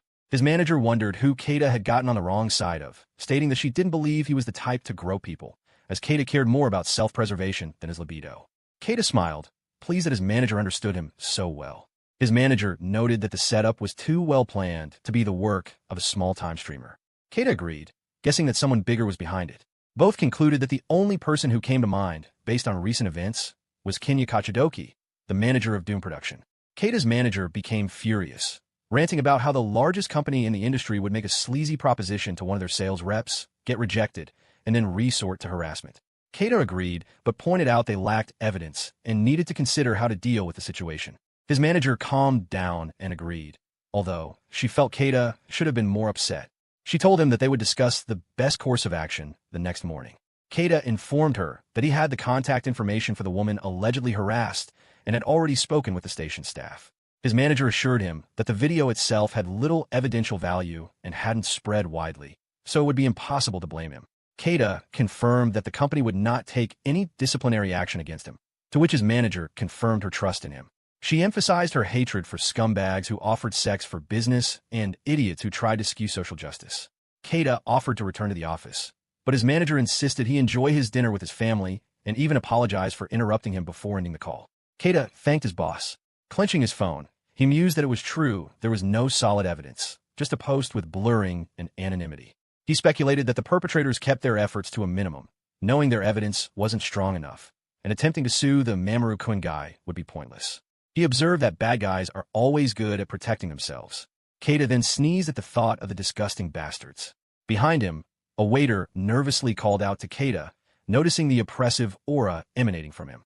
For Keita, it wasn't the framing itself that infuriated him, but the fact that they had involved his company, his colleagues, and ruined his family time. He fumingly counted to 3. A few moments later, Keita returned to Hikari, now buffed up and filled with a grim aura. Hikari choked at the intimidating sight, nervously asking her uncle what was wrong and if everything was okay. Keita smiled and assured her everything was fine, but Hikari was creeped out. She watched as Keita chugged a handful of beer in one gulp. He admitted that there had been a little trouble at work. Hikari stood up, told her uncle not to worry about her, and offered to take a taxi home so he could return to work. Keita thanked her for her kindness and handed her a bill, insisting it was to make up for ruining her kind gesture and asking her to keep the change as pocket money.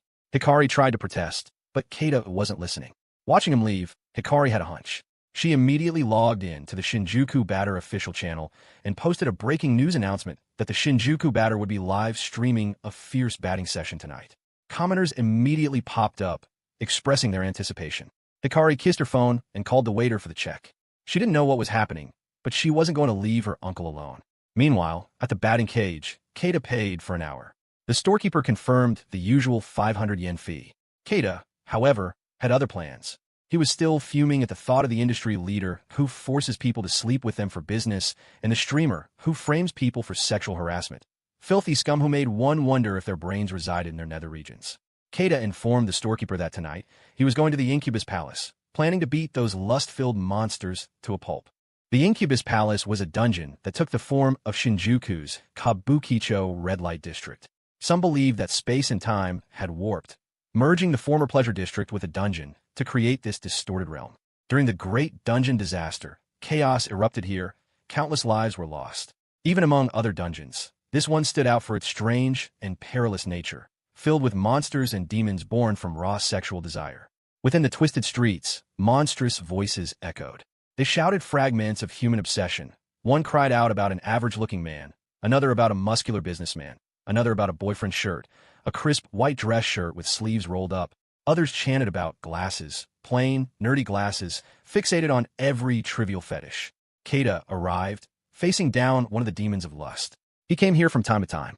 The creature's gaze locked onto him, repeating words like big, buff, beefy hunk, yum yum yum, its desire palpable. Keita swung without hesitation. His blow sent the monster flying, crashing into a nearby building. Watching the explosion of dust and debris, Keita muttered to himself, rating the strike a 10. It was a beautiful explosion. Nothing beat the satisfaction of blasting away these sex-driven fiends. His mind wandered as he exhaled. Corporate abuse of power, sleazy deals, harassment, false accusations, and endless stress. His life as a salaryman had been filled with it all. For so long, he had suppressed his frustration, burying it deep inside. Now, this dungeon was his outlet. He would take it all out on them. He took another step forward. Elsewhere, Hikari, who was watching and streaming the scene, screeched in fear. It was terrifying. There was no way she could deactivate her SSS rank stealth in a place like this. The danger was too high. The Shinjuku Incubus Palace was dominated by demons, creatures that had physical damage and resisted most forms of magic. Losing to them meant being subjected to sexual acts, regardless of gender. Hikari suddenly froze. A demon stood right behind her. Before she could react, Keita had already dashed forward, shouting about filthy monsters who groped people on crowded trains. His words echoed with fury as he struck, sending a crushing blow to the demon's groin.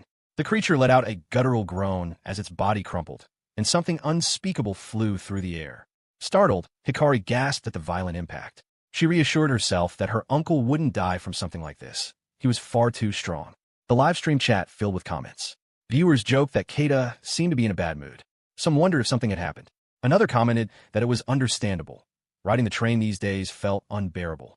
Someone else speculated that maybe he was just feeling guilty about something, which drew shocked reactions from others. Hikari watched, both tense and relieved. Her uncle was incredibly strong. Knowing he could handle himself made everyone watching feel safer. Keita's voice roared once more across the battlefield, filled with righteous fury. He cursed those who demanded sexual favors in business, calling them brain in your balls bastards, and unleashed another devastating strike. Another crash followed, a thunderous impact shaking the area. The viewers' comments erupted again, marveling at how exhilarating it all looked. Even if they couldn't see Keita's face, they could tell. He must have been feeling utterly refreshed. A comment appeared on the live stream, suggesting that Keita must have a lot of pent-up stress. The commenter added a wish for him to eat something delicious, along with a 10,000 yen super chat. Hikari's eyes widened in delight. They had just received a super chat. Meanwhile, Keita stood amidst the ruins of the defeated monsters, composed and calm. He glanced around, scanning the area to ensure no enemies remained. Hikari cheerfully responded to the viewers, expressing her gratitude for the generous donation. Having loyal followers who supported their adventures made her proud. Their channel had finally reached monetization, so ads were now appearing on their stream. Hikari, smiling to herself, thought about the future. Once she earned enough, she would give everything to her uncle. That way, he could quit his soul-crushing corporate job and live peacefully, streaming together with her. The thought made her laugh softly. Her laughter was abruptly cut off by a blinding flash from above. Something streaked through the air and pierced the ground near Keita. It was a spear. Keita immediately turned toward it, wary, wondering who had thrown it. The weapon suddenly began to hum with energy, releasing a violent sphere of power. Reacting instantly, Keita leapt backward, narrowly avoiding the surge. Then, without hesitation, he struck the sphere with his weapon, deflecting the energy. A deafening roar followed as the shockwave tore through the area. The stream went black. Hikari's eyes widened in confusion. Her broadcast had suddenly been cut off. The chat exploded with frantic messages. Viewers wondered if the signal had dropped or if the drone capturing the footage had been destroyed. Some worried if the old man was in danger, but others reassured them, saying he was far too overpowered to be taken down. Several begged for the stream to be restored. Hikari's mind raced. Could it be that her uncle had realized she was live-streaming him? When the dust finally cleared on Keita's side, the spear that had been embedded in the ground vanished. Startled, Keita turned, only to see the spear reappear in the hand of a woman standing behind him. The woman moved swiftly, circling behind him in a blur of motion. Keita's instincts flared. He reacted just in time, narrowly dodging her slash. Their weapons clashed with a sharp metallic ring. For an instant, tension hung in the air. Then Keita, realizing something, stopped himself. The woman hesitated, lowering her weapon. Her expression darkened with guilt as she noticed Keita's human appearance. She quickly bowed her head and apologized. Keita told her to be more aware of her surroundings. She apologized again, explaining that she hadn't realized anyone else was present. Hidden nearby, Hikari watched quietly, remaining perfectly still. Her SSS rank stealth skill kept her invisible. It seemed Keita hadn't noticed her presence. She reasoned that her familiar spirit drone had likely been caught in the area of effect blast earlier, which was why the stream had gone down. Still, she couldn't believe what she was seeing. Why was this woman here? Before her stood one of the top-tier streamers from Doom Production, a powerhouse equal in rank to Swearin, and a platinum-ranked solo artist known for her unmatched physical combat skills. The woman wielding the spear was none other than Senna, the Spear Dancer, with an incredible 1.023 million subscribers. Spear Dancer Senna was the brightest star of Doom Production. Unlike Swearin, whose public persona was widely known through social media and mainstream outlets, Senna's private life was completely veiled in mystery. That aura of secrecy only amplified her appeal, making her one of the most enigmatic and beloved dungeon streamers in existence. Her latest music video had already exceeded 300 million streams, and she had been chosen to perform the theme song for the upcoming 10-piece movie. A prodigious soloist, Senna never joined parties, nor did she accept donations or tips during dungeon expeditions. Even when her promotional videos went viral, she refused to run ads or monetize her streams. Her only sources of income were her merchandise and her music, a testament to her independence and principle. Hikari, watching from her concealed vantage point, could hardly believe it. What was one of the most famous streamers and artists in Japan doing here, of all places? If this footage went public, it would explode in popularity. A live collaboration between Keita, Swearin, and now Senna. Her uncle would become an absolute legend. Excited, Hikari prepared to resume the stream. Still, she knew she had to be careful. If Senna was currently broadcasting her own official stream, Hikari could get into serious trouble for overlapping. To avoid any conflict, she decided to blur Senna's face and mute their voices. The familiar spirit drone buzzed softly as it came back online. Keita's ears perked up. He thought he heard something mechanical, faint but present. Moments later, the live stream returned, and comments immediately flooded in. Viewers expressed relief that the feed was restored and asked if the old man was safe. Then, one comment stood out, shocked disbelief turning into chaos in the chat. Several users noticed the blurred figure beside Keita. Despite the obscured face, some fans began recognizing her. The realization spread rapidly. It was Senna. The chat exploded with excitement. Viewers couldn't believe it. Super chats poured in one after another, fans losing their composure, some dropping another 10,000 yen. It was pandemonium. Meanwhile, Senna glanced at Keita, sensing his unease. and asked if something was wrong. He replied that it was nothing, though deep inside, he couldn't shake the feeling that someone was observing them. Maybe it was just his imagination. Composing himself, Keita asked if her earlier attack was simply a misunderstanding. Senna confirmed it was, apologizing earnestly. She explained that she had poor eyesight and had mistaken him for a monster.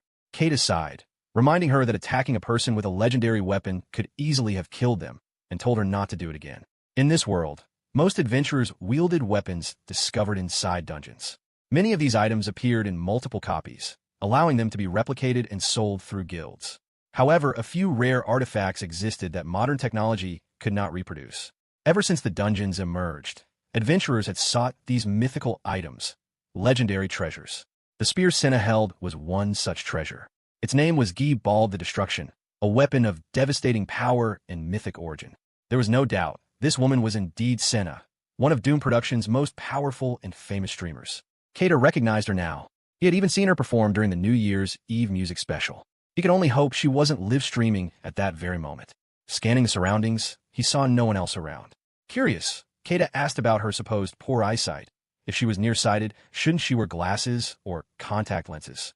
Senna replied that she avoided them during combat since they could break. Keita nodded, but inwardly, he knew she was lying. Without warning, he launched an attack. His strike came swift and sharp. Senna managed to block the blow, sliding backward from the impact. Her expression shifted immediately. Her playful tone vanished, replaced with the seriousness of a true warrior. She lunged forward, her spear slicing through the air in a blur of deadly precision. Keita countered each move, defending against her relentless offensive. Sparks flew as their weapons collided. Senna's movements grew sharper, faster, until she unleashed a high-speed slash that Keita narrowly parried. The stream's viewers went wild. The sudden clash stunned them. Comments filled the feed, shouting in awe at the sight. Spear Dancer versus the Shinjuku Batter. It was a duel of incredible skill and tension, an impossible crossover between two legends. Senna spun and aimed a powerful kick, but Keita intercepted her perfectly. His metal bat halted inches from her face, the air thick with silence. Senna froze, her breath catching as the dust settled between them. Keita lowered his bat. She examined it closely and frowned, remarking that she couldn't feel any trace of magic power from it. Could it be just an ordinary product? Keita confirmed it.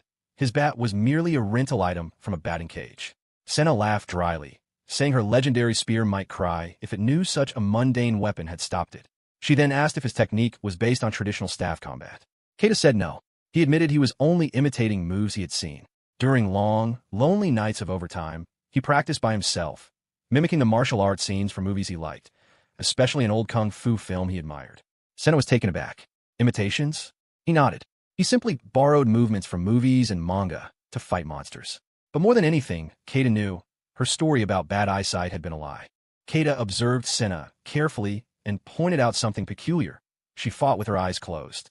That explained why she had mistaken him for an enemy earlier. She literally couldn't tell friend from foe during battle. Senna questioned whether Keita had deliberately fought her just to confirm that fact. Keita admitted that he had. The first strike he used was a move that couldn't be avoided through visual reaction alone. It required instinct and reflex beyond sight. He knew it wasn't his place to meddle, but he felt there had to be a reason why she kept her eyes shut. Senna asked whether he went through all that effort just to make such a point. Keita answered yes. He said that adventurers often claimed not to fear death because resurrection was possible. People came back to life so easily now that the value of a single life had grown cheap. But in truth, dying was terrifying. Even if one's body revived unscathed, the mind and spirit could break beyond repair. He had seen that happen countless times. People crushed by fear that never left them, haunted forever by the memory of dying helplessly to something far stronger than themselves. That terror, he said, was incomparable. And if Senna continued fighting as she did now, even if not today, one day that same fate would find her.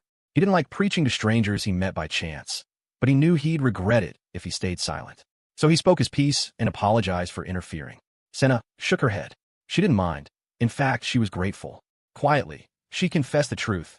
She was too frightened to open her eyes. Her primary ability was the mind's eye, a rare skill with no known equivalents. Its rank exceeded even the highest classifications, recorded as extraordinary, or simply EX. When she activated the skill, her awareness shifted to a detached, elevated view, much like watching herself from a third-person camera in a video game. It granted her near-total spatial perception and heightened reaction speed, to the point where the flow of time seemed to slow down around her. Keita remarked that it sounded remarkably convenient, likely even effective against stealth users. Senna confirmed that her mind's eye could detect any ability up to rank without fail. Hidden nearby, Hikari let out a silent sigh of relief. Her stealth ability was ranked SSS, beyond what Senna's perception could reach. She remained invisible, safe for now. Senna went on to explain that she had awakened her mind's eye 18 years ago, when she was only 4 years old. Keita immediately recalled what had happened 18 years ago, the dungeon destruction. Senna's voice softened as she recounted it. On that day, she had been separated from her parents as chaos erupted. A massive surge of monsters had spilled from the dungeon, overwhelming the city. The memory unfolded vividly, streets torn apart, screams echoing through the smoke. A small child, lost and terrified, ran through the carnage while a swarm of goblins chased her down. One caught up, its claws slashing through the air. Pain shot through the child's body as the creature's talons tore into her face. Blood ran down her cheeks. The goblins surrounded her, snarling, their crude laughter mixing with her cries. The little girl screamed and screamed, blinded by agony and terror. Through the chaos, a man appeared, a lone figure cutting through monsters with raw fury. Each strike was accompanied by a curse. How could such creatures do this? How could he let it happen? He reached the child at last and crushed the goblins with brutal force, his breath ragged with rage and grief. Dropping to his knees, he gathered the girl in his arms. Trembling as guilt and helplessness overwhelmed him. He scolded himself bitterly. What was the point of becoming strong if he couldn't make it in time? What good was power if he couldn't protect anyone? With shaking hands, he took out a handkerchief and gently covered the child's injured eyes. His voice softened as he whispered comfort, calling the small, broken figure boy. He told the child that everything would be all right. Keita's voice from the memory echoed. He would protect the child at all costs. Senna's thoughts drifted back to the past. The memory of that day lingered in her heart like a faint, unhealed scar. She remembered the man who had saved her, the kind soul who had carried her to safety when she was on the verge of death from her eye injury. He had fought fiercely, risking his life to protect her, defeating monsters along the way to find a healing potion that could save her. Even now, she wondered where that man was and what had become of him. Keita quietly asked what had happened to her parents after that incident. Senna blinked, realizing she had shared too much of her past, and apologized. After a pause, she explained that, despite everything, both her parents had survived. Keita's shoulders relaxed slightly. He was relieved to hear it. Senna then asked about him. Keita replied that he had also gone through a rough time back then. Inwardly, however, his thoughts grew heavy. He remembered his own failure, the helplessness that had consumed him. He had survived, but that was all. When he discovered that the shelter he was trying to reach had already been attacked by monsters, it was too late. Everyone inside had been slaughtered. He hadn't been able to save a single soul, not even the boy he had promised to protect. His grip tightened around the handle of his metal bat. Senna, unaware of his inner turmoil, smiled softly and said she was glad he had survived too. Her words startled him. There was no trace of pity in her expression, only genuine warmth. She continued, admitting that the reason she had become an adventurer was to find and thank the man who had saved her life. But after she reunited with her parents amid the confusion at the shelter, she never managed to meet him again. The chaos of that day had swallowed him up. So, she thought, if she became famous enough, perhaps that person would one day see her and reach out. Keita listened quietly. He understood her reasoning all too well. Senna added that ever since then, she had been terrified of monsters. She couldn't face them with her eyes open. The memories were too deeply etched into her. That was why she fought alone. Coordinating with others was difficult when she couldn't even meet their gaze, but solitude made her feel safer. Keita observed that she had still managed to notice his skill almost instantly.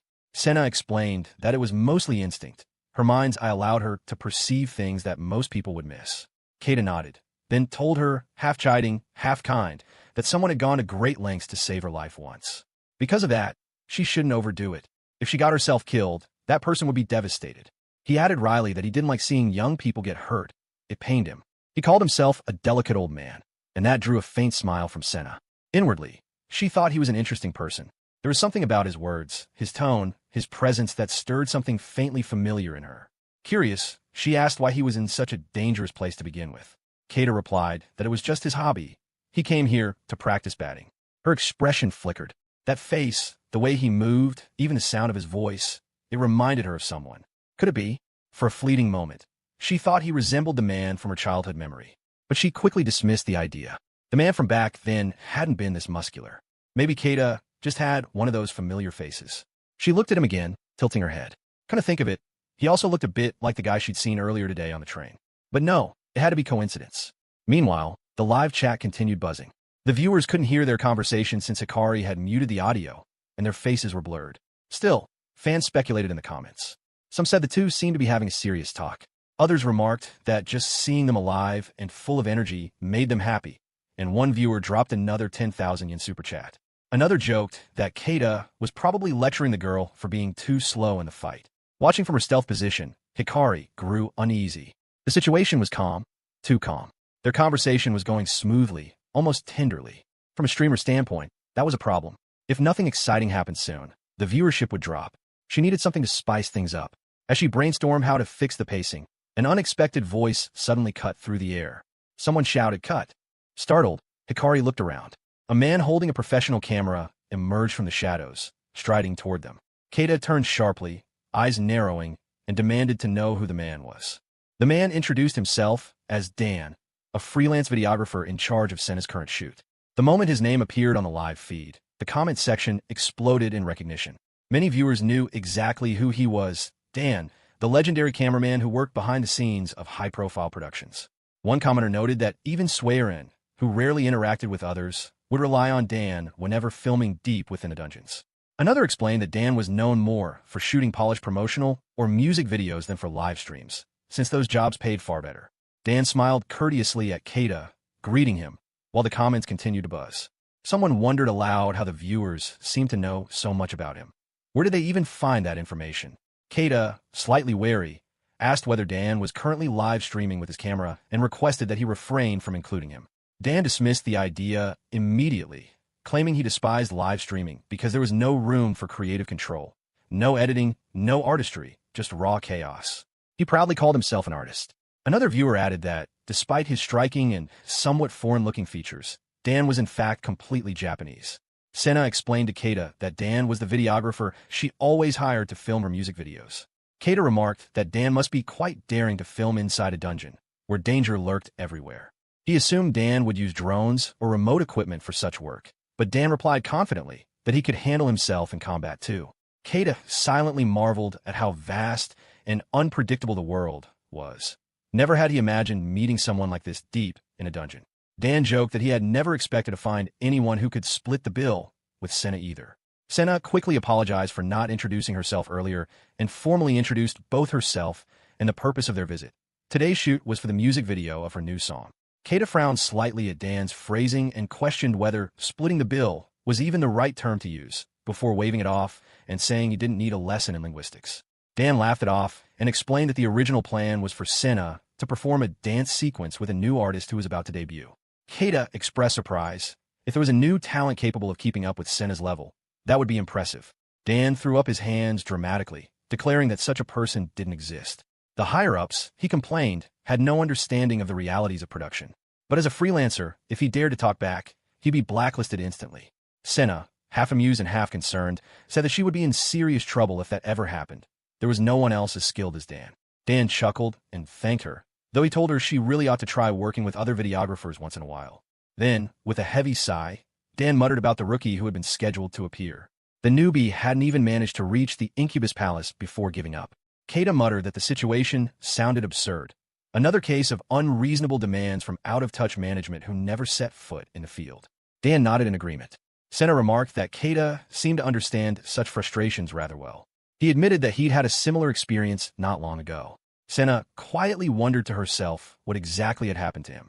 Keita then asked whether the missing rookie was safe.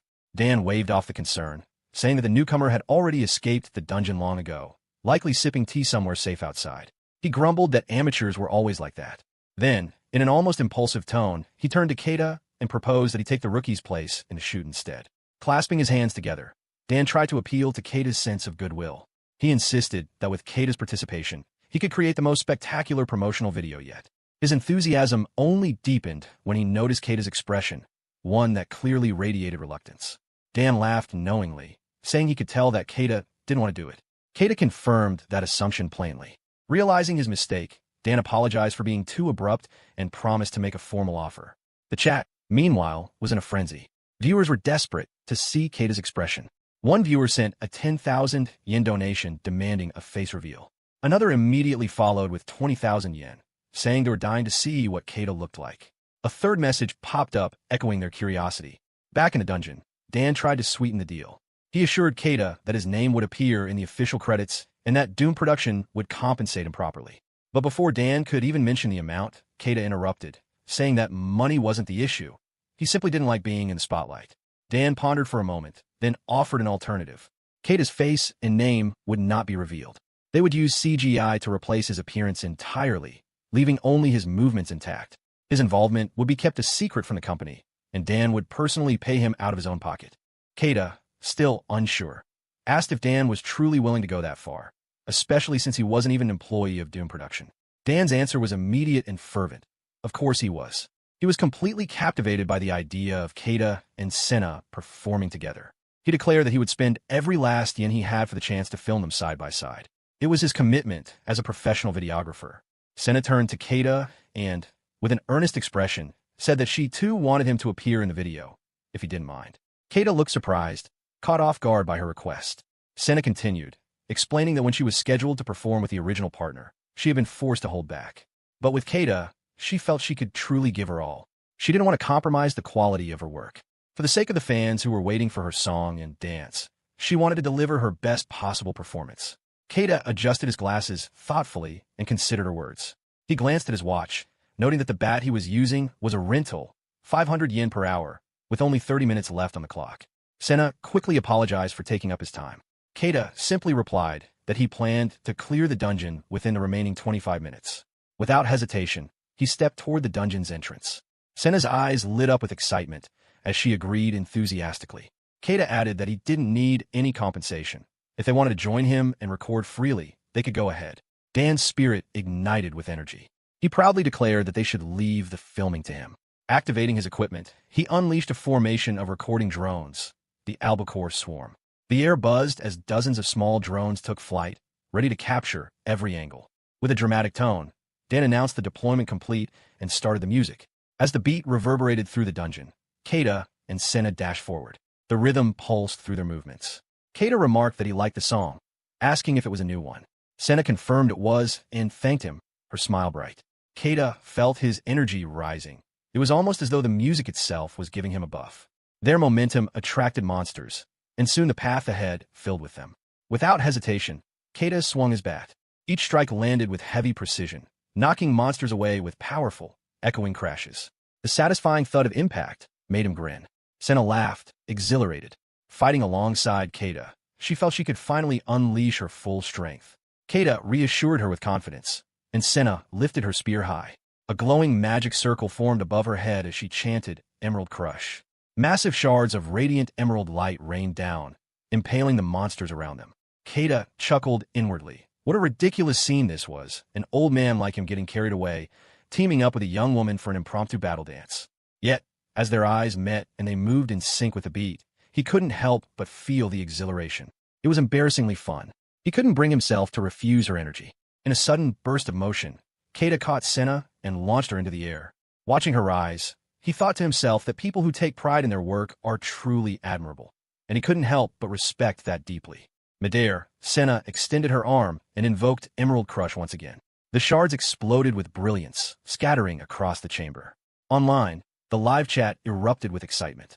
Comments flew by in real time. They cleared the second stage in exactly 13 minutes. Way to go, old man. Wait, didn't CEO Owari take 8 hours with a team of 36? Yeah, but that was just a prank to make the party look bad, lol.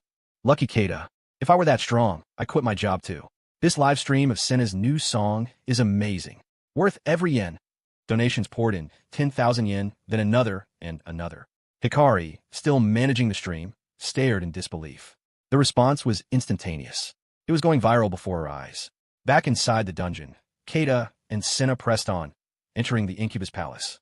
The air grew heavier, the music swelling as they advanced. When they looked up, they froze. Above them, in the shadowed ceiling of the vast chamber, loomed the demon boss, its claws gripping an entire vehicle as if it were nothing more than a toy. A loud, metallic creaking echoed through the vast chamber. Keita and Senna turned their eyes upward. The demon boss loomed before them, massive and menacing, clutching a battered vehicle in its claws. Yet against all odds, the engine of that vehicle was still running, its wheels spinning in vain as if trying to drive forward. The boss jolted and let out an earth-shaking roar, the sound reverberating through the palace walls. The livestream chat exploded into chaos. Stop spawning such huge bosses out of nowhere. Damn management. You. Who's running this event? This isn't a video game. That boss is surrounded by a poison swamp. What a garbage stage. There's no way anyone can even get close to that thing. Kata's expression hardened. He turned to Senna and asked if she was ready. She nodded firmly, her spear already in hand. The boss roared again, its claws tightening around the vehicle. The wheels screeched as metal ground against stone. Then, crash, a deafening impact shook the room. The comments kept coming. The boss doesn't even care that the ground's collapsing. It's impossible to beat something like that. Nah, they've got that old man. He'll figure it out. Through the settling smoke, the viewers caught sight of Kata. He was already behind the boss, moving silently and precisely. With a sudden swing, his metal bat struck the creature's leg. The impact echoed sharply. The massive boss staggered, crashing to the ground. Did the old man just take it down? Wait, no, it's getting back up. Senna leapt from one floating debris to another, determination blazing in her eyes. She shouted defiantly, her spear bursting with radiant energy as she invoked Gi Balg. A surge of immense power flared from the weapon, striking the boss square in the head. The monster bellowed in agony and, in retaliation, unleashed a torrent of fire. The screen erupted in blinding red. Viewers flooded the chat in panic. Did the flames hit him? Is Kato okay? Why are you people cheering for the monster? Wait, is the old man's outfit just normal clothes? No dungeon gear. But then, out of the flames, came the sound of a single step. A blackened shoe pressed against the ground. Kata emerged, unharmed, his metal bat dragging behind him. His calm voice resonated through the static, deep and steady. Even intangible things have a core. The comments exploded again. Oh my god, his voice is so sexy, even with the filter. I'm a dude, but why is it suddenly hot in here? Hey mister, you're so cool. 20,000 yen super chat. Hikari nearly fell from her chair, stunned at how wildly passionate the fans had become. The chat continued to surge. Wait, are the flames being absorbed? Kata's eyes narrowed as he dragged the bat through the ash. If you can find that core, he murmured, you can knock anything out of the park. Raising his bat, he called out his skill, bad ball hitter. The captured smoke condensed into a glowing ball. He swung, and the ball of compressed power soared toward the boss, expanding as it flew. At the same moment, the vehicle's engine roared back to life, rolling forward on its own. Kata smashed its wheels with perfect timing, redirecting it toward the boss's chest. Senna, already airborne, caught the rhythm. The boss turned, eyes widening, but it was too late. The vehicle collided with the core of the creature's chest just as the power sphere struck. The explosion that followed shook the entire palace. Blinding light, a roar, then silence. When the smoke cleared, jewels and coins rained from above, glittering in the dim dungeon light. The demon boss was gone, defeated. Dan's voice broke through the haze. Bravo, he shouted, nearly ecstatic. That was incredible. You two are the best.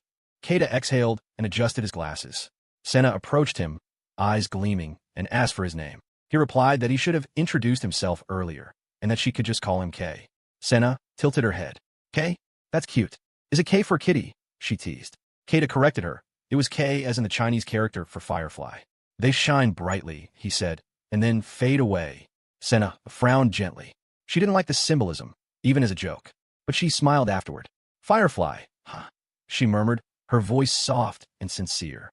She met his gaze and thanked him deeply. It was a performance I'll never forget. Kata smiled faintly in return. Nearby, Hikari's familiar spirit drone purred to life again, its lens capturing the final scene. The live chat erupted once more. The quality of this footage is insane. Please remove the mosaic from Kata's face already. Senna looks so smitten with him. My brain hurts. 30,000 yen. Giving money while losing brain cells. Senna's fans are nuts. Wait, this is basically the making of Senna's new music video, right? Thank you for showing us something this good. 10,000 yen. Hikari stared at the stream numbers in disbelief. Subscriber count, over 140,000. Super chats, still climbing. Senna's influence was unbelievable. She clasped her hands in excitement, whispering with a giddy smile, Uncle and Senna, thank you so much. Inside the Shinjuku Kabukicho dungeon, at the respawn point, it was late at night, and there were few adventurers around. Dan felt a strange sense of melancholy. as the atmosphere reminded him of the third-generation Fountain Square in Yamita. Keita was surprised to learn that Dan was from Kansai. After finishing their task, Keita thanked Dan and Senna for helping him collect the trash. When Dan received the garbage bag labeled Tokyo 23 Wards, he commented that he had never heard anyone refer to picking up item drops as trash collection before. Senna questioned if Keita was really fine with splitting the loot evenly, since he had done most of the work, but Keita insisted it was fine and took his leave. As Keita walked away, Dan observed that Keita didn't seem greedy, or perhaps he was just unusual. Senna couldn't even imagine how much the total value of their finds might be. The laws concerning dungeons were still incomplete. There was no clear legal ownership over lands where dimensions were distorted, and neither monsters nor treasures technically belonged to anyone. In these gray areas, adventurers could claim what they picked up as their own property, but there was no telling when or how the law might change. Even selling dropped items would bring only around 1,000,000 yen at most, hardly enough to live on. To convert those items into cash legally, Keita would have to register as an adventurer, but that would violate his company's policy against moonlighting. He once tried to sell something on an auction site, but the listing was reported as a scam, and his account was banned. Later, when paying a late fee, the man at the counter said he was only 10 minutes late, but Keita insisted on paying anyway, earning the man's thanks. To Keita, all of it felt worthless. He took the bag of items to a donation box for dungeon disaster victims. Though it was meant for donations, he thought its large size was convenient. Feeling guilty for using a garbage bag, he consoled himself that at least it would cover the disposal fee and mentally asked for forgiveness. He didn't realize that 2 women had witnessed him. Nearby, Hikari, who was hidden in stealth mode, saw everything. She couldn't understand what Keita was thinking. Donating all those dropped items was such a waste. She even considered taking them back secretly. The 2 women who had also seen him were indignant. One remarked that the old man had just thrown trash into the donation box, and the other called him rude and lacking common sense. Furious, they decided to report him to the organization in charge, agreeing that he should be arrested. One of them made a call, reporting that someone had discarded trash in the donation box in front of Shinjuku Station using a city-designated garbage bag. She was shocked when the person on the line said they would come immediately. Soon, an older officer arrived, panting. He confirmed that the 2 women had witnessed a man dumping the bag. They told him the culprit had headed toward the station and urged him to hurry before the litterer got away. The officer's reaction surprised them. He said they weren't looking to catch the man, but to thank him. The women were confused as the officer unlocked the donation box. Inside, the garbage bag was full of glittering, valuable items. The officer was amazed, explaining that tonight's donation was especially generous and that they were deeply grateful to the man. He explained that the donor had been doing this since the dungeon disaster 18 years ago, likely an adventurer who had experienced it firsthand, making large anonymous donations ever since. The woman in black clothes was astonished, noting that the man had looked like an ordinary old man. The officer said they called him Daddy Garbage Bag, after the benefactor Daddy Long Legs, since sightings always described an older man. Hikari thought the nickname was ridiculous, while the woman with shorter hair admitted she had no idea the man they'd judged so harshly was actually such an incredible person. The woman in black realized how rude they had been. Hikari, still hidden, told herself that her uncle was truly amazing. The next morning, Keita appeared gloomy. Akari Imahara, his older sister by 2 years and Hikari's mother, noticed how tired he looked and asked if he hadn't slept well. Keita admitted that he had some unexpected trouble but was glad to have the next 2 days off. When Akari asked what had happened, he explained that it was complicated. During a business visit, someone had lost their temper with him, and afterward, on his way to meet Hikari, he was nearly accused of being a groper. Akari was surprised to hear that he had plans to meet Hikari, since she hadn't been told about it. At that moment, Hikari appeared cheerfully, bringing coffee and asking her mother if she had everything she ordered. Akari reminded her that if she wanted to play the role of a waiter, she could at least do it quietly, then questioned why she had been meeting with Keita. Hikari explained that she thought it would be nice to have a pleasant meal with her uncle once in a while. Akari, who hated missing out on things, asked why she hadn't been invited too. Keita mentioned that he thought it had been Akari's idea, which surprised her. Hikari realized she had been caught. When Akari pressed further, Hikari explained that her mother was always busy with work, and she had simply wanted to show her appreciation to her uncle for working so hard every day. With teary eyes, she asked if that was such a bad thing. Her innocent expression made it impossible for either of them to scold her. Akari said lying was wrong, but if Hikari told her next time, she would definitely join them, so she should invite her as well. Keita smiled and said he appreciated Hikari's kind thoughts, but that she didn't need to worry about him. He was doing fine. Hikari apologized, relieved that the situation had been defused. Her thoughts then returned to the false accusation Keita had mentioned. When he told them the details, Hikari was furious. She couldn't believe anyone would think he was capable of something like that. The very idea seemed absurd to her. She growled in frustration, unable to forgive whoever had made such a false claim. Keita tried to calm her down, but she continued to fume inwardly, thinking how ridiculous it was. Her uncle had been quietly donating money for 18 years. Someone like that would never do something so awful. The accusation was pure nonsense. Keita reassured her that there was no need to worry and that he had already exchanged contact information with the woman involved. Akari, however, exclaimed that wasn't enough. She warned that Keita never knew when or where that weirdo might cause more trouble. Hikari agreed, insisting that he should fight back if needed. Keita declined but felt a deep warmth inside. Family, he thought, was a wonderful thing. They believed in you completely, without needing any proof. Meanwhile, Hikari took out her phone and searched for the Groper streamer video. She sent a message to Mia, explaining that her uncle was in trouble and asking her to check the video on the pervert repellent Mamerkin channel. Mia replied that she was looking into it. Determined to protect her uncle, Hikari focused on her phone until Akari scolded her for using it during their meal. Hikari was determined to protect her uncle. She messaged Mia, promising that she would do anything in return if Mia helped her. Mia's teasing reply made Hikari nervous about what kind of favor she might demand later. As Hikari continued to check her phone, Akari told her to stop looking at it during their meal. Hikari apologized, claiming she just couldn't resist checking social media. Keita chuckled, saying it was nice to be young. He admitted that he didn't really understand social media and envied her for being so familiar with it. While eating, Hikari commented that Keita would probably be popular if he tried it. He was fun and interesting. Keita replied that he didn't have anything worth showing online. Then, his phone suddenly buzzed, and he excused himself to answer it.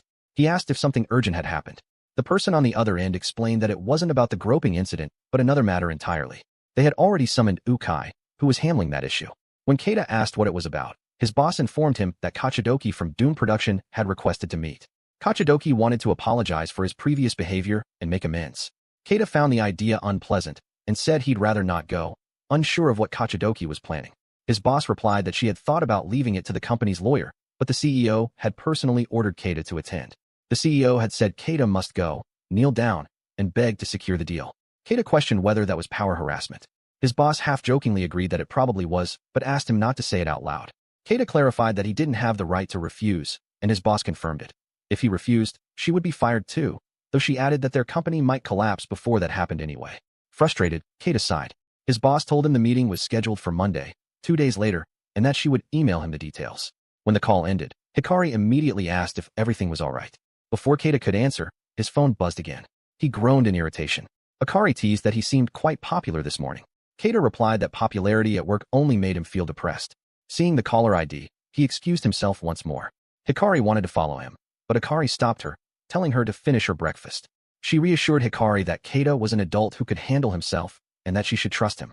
Hikari was surprised her mother didn't scold her further. She sat down again, fidgeting with curiosity, wondering who Keita was speaking to. Keita, outside, answered the new call. He addressed the caller, Shiratama, asking what this was about.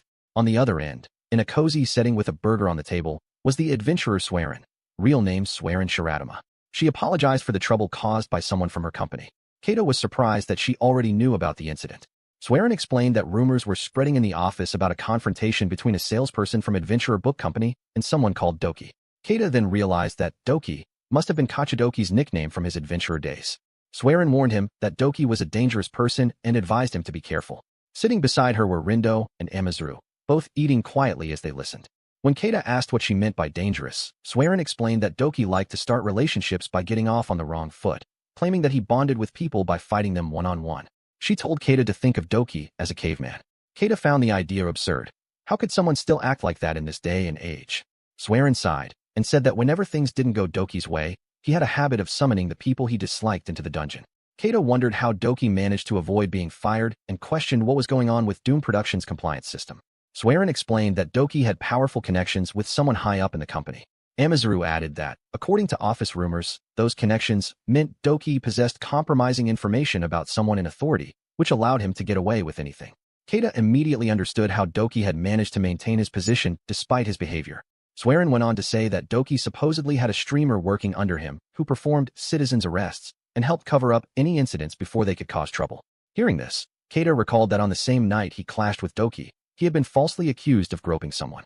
Swearin apologized and said she was certain that had been Doki's doing. Keita finally realized why Doki had summoned him. Swearin asked if he was all right and offered to speak to her higher-ups about it. She even suggested the possibility of collaborating on a project together. Keita thanked her but refused, saying he couldn't let her go through the trouble. It might even put her in danger. Swearin mumbled that it wasn't fair. He had already collaborated with Senna. Keita, however, wasn't paying attention. In his mind, he was already planning his next move. If his company collapsed now, he would be in serious trouble. He couldn't even think about changing jobs. He had forgotten how to write a resume. Keita told Swearin that Kachidoki had summoned him for Monday and that he was probably going to be dragged into a dungeon. Swearin was about to offer her help, but Keita mentioned that he worked in sales, which caught her off guard. He explained that sales was basically about connecting old men with other old men, selfish ones, cowardly ones, trashy ones, and occasionally, a few kind ones. Most of the time, they just made reasonable demands of each other, yet despite their age, none of them were truly adults. Swearin remarked that Keita sounded intimidating. Keita clarified that what he meant was that salespeople were nothing but scum. Even so, he added, scum still had to do their jobs, or the world wouldn't function. Swearin questioned if that could really be called a job, being summoned by gangster-looking men and beaten up. Keita replied that it was fine as long as it happened during working hours, and there was no need for her to worry. Swearin protested that, regardless of what he said, she still wanted to recommend him for projects. Keita asked her not to mention his name. If he got credit for her efforts and ended up being promoted, it would only lead to a meaningless management role with more work and less pay. He sighed at the thought, lamenting the darkness of modern society. After a brief silence, Keita asked Swearin if she knew Senna. Swearin replied that she did. They didn't interact much outside of work, but she would love to spend time with her. Keita said that was perfect. He had met Senna the previous night and received one of her staff's business cards, so he planned to ask Dan to contact her on his behalf. Swearin assumed he meant Dan, and she asked what Keita was planning. Keita said that since Monday was coming soon, he intended to deal with everything the old-fashioned way and get it over with. On Monday at Shinjuku Station, Keita arrived and quietly assessed his surroundings. Ahead of him stood a man carrying a guitar case, likely concealing a sword, and another who probably had a hidden weapon, perhaps a hammer. He glanced at his watch.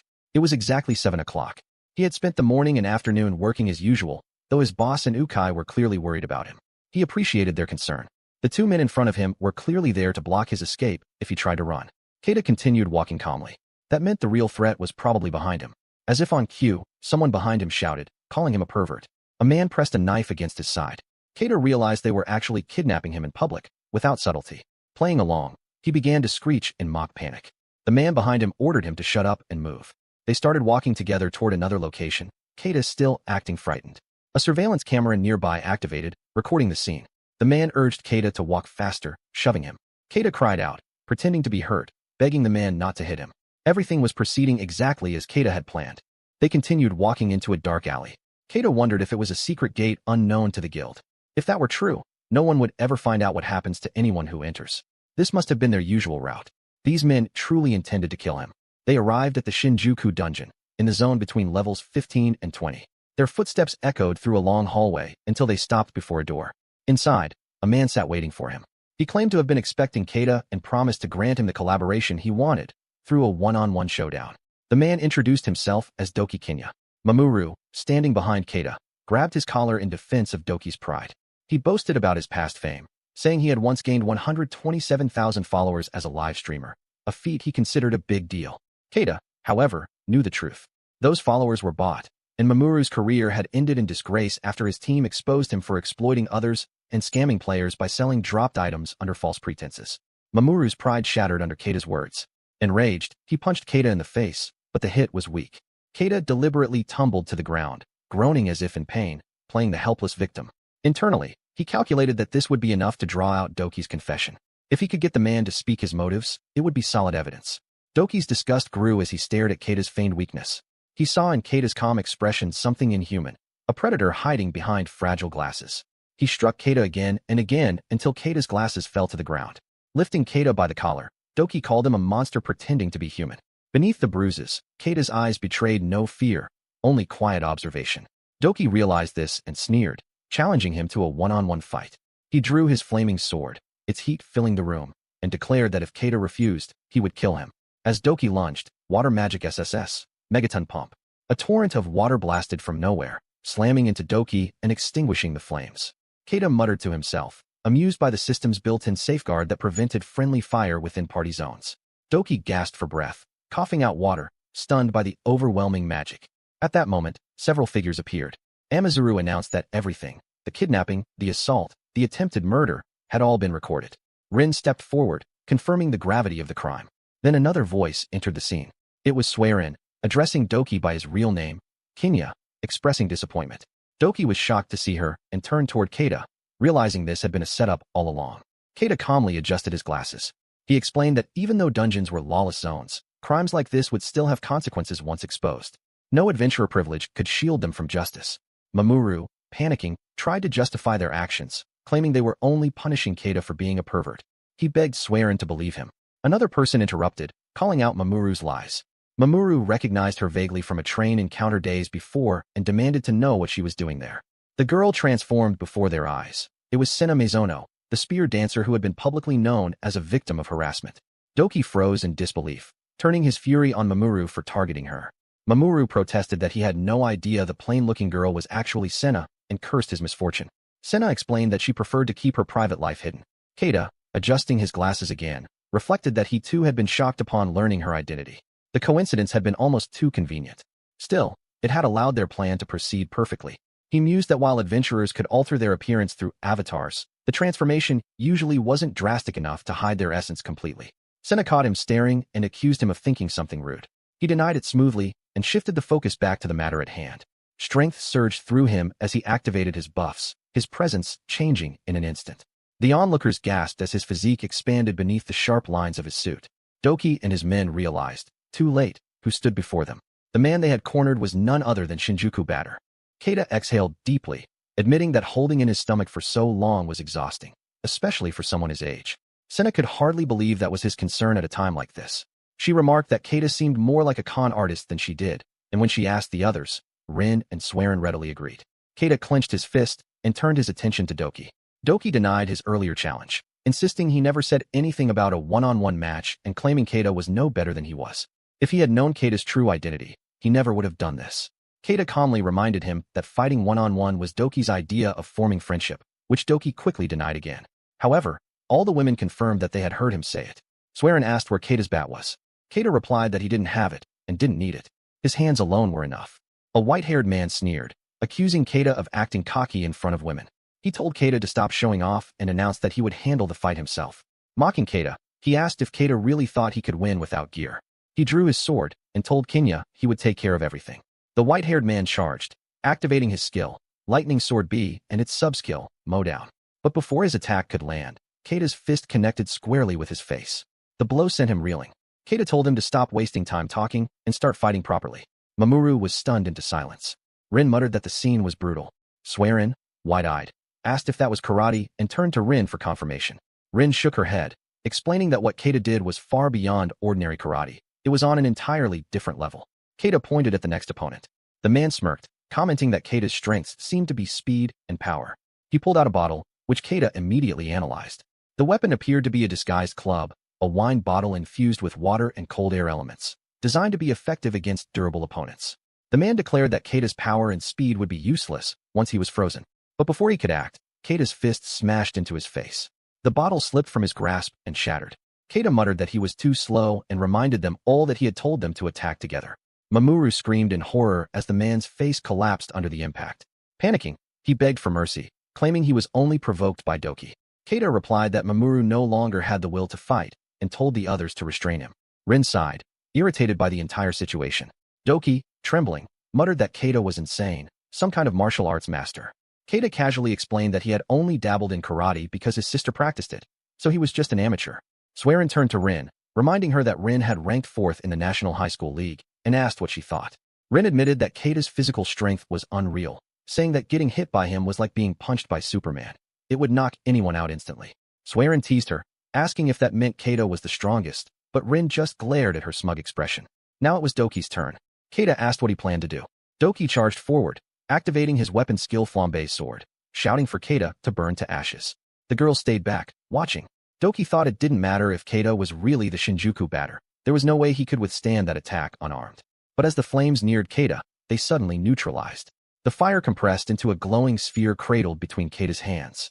Everyone froze in disbelief. Keita explained that fire, by nature, was heat, intangible and untouchable. But once it was given a blade-like form, it could be cut and therefore could be blocked. To stop a formless flame, one only needed to find its core. Doki's mind went blank as he realized Keita had caught his fire skill mid-attack. Keita called the technique a circular block. He had read about it in a manga years ago, tried it once, and discovered that it worked surprisingly well. It could even deflect arrows, bullets, and flamethrowers. Panic overtook Doki. None of it made sense to him. This level of control was beyond his understanding. Keita then mumbled something about drawing a line. The others looked puzzled, unaware that he was recalling a lesson, imagining the line where he wanted the power to travel. He hurled the sphere forward, chanting, "Challenge course advanced level, 110 miles per hour fastball." The sphere rocketed toward Doki, striking him directly. The explosion of power sent Doki flying, blood spraying from his mouth as he collapsed to the ground. Keita looked down at him, expression calm. The women stood speechless. Then Keita smiled faintly and told them it was time to head to the place where Doki would respawn. At the respawn point, Doki reappeared, disoriented, thumb in his mouth, mumbling for his mother. Keita noted with relief that Doki was alive. Adventurers revived at respawn points whenever they died within a dungeon, their avatars, bodies woven from mana, acting as vessels that absorbed all damage in their place. Death inside a dungeon was never true death. Only the soul experienced the momentary collapse, while the body remained unharmed. Doki, however, sat trembling, calling for his mother again. Keita remarked that he seemed all right. Senna stared at him, uncertain. Doki looked like an infant, both in expression and in mind. Keita explained that he was simply in shock from the revival process, a temporary side effect that would fade in a few days. He admitted that senseless violence left him unsatisfied. It broke his spirit.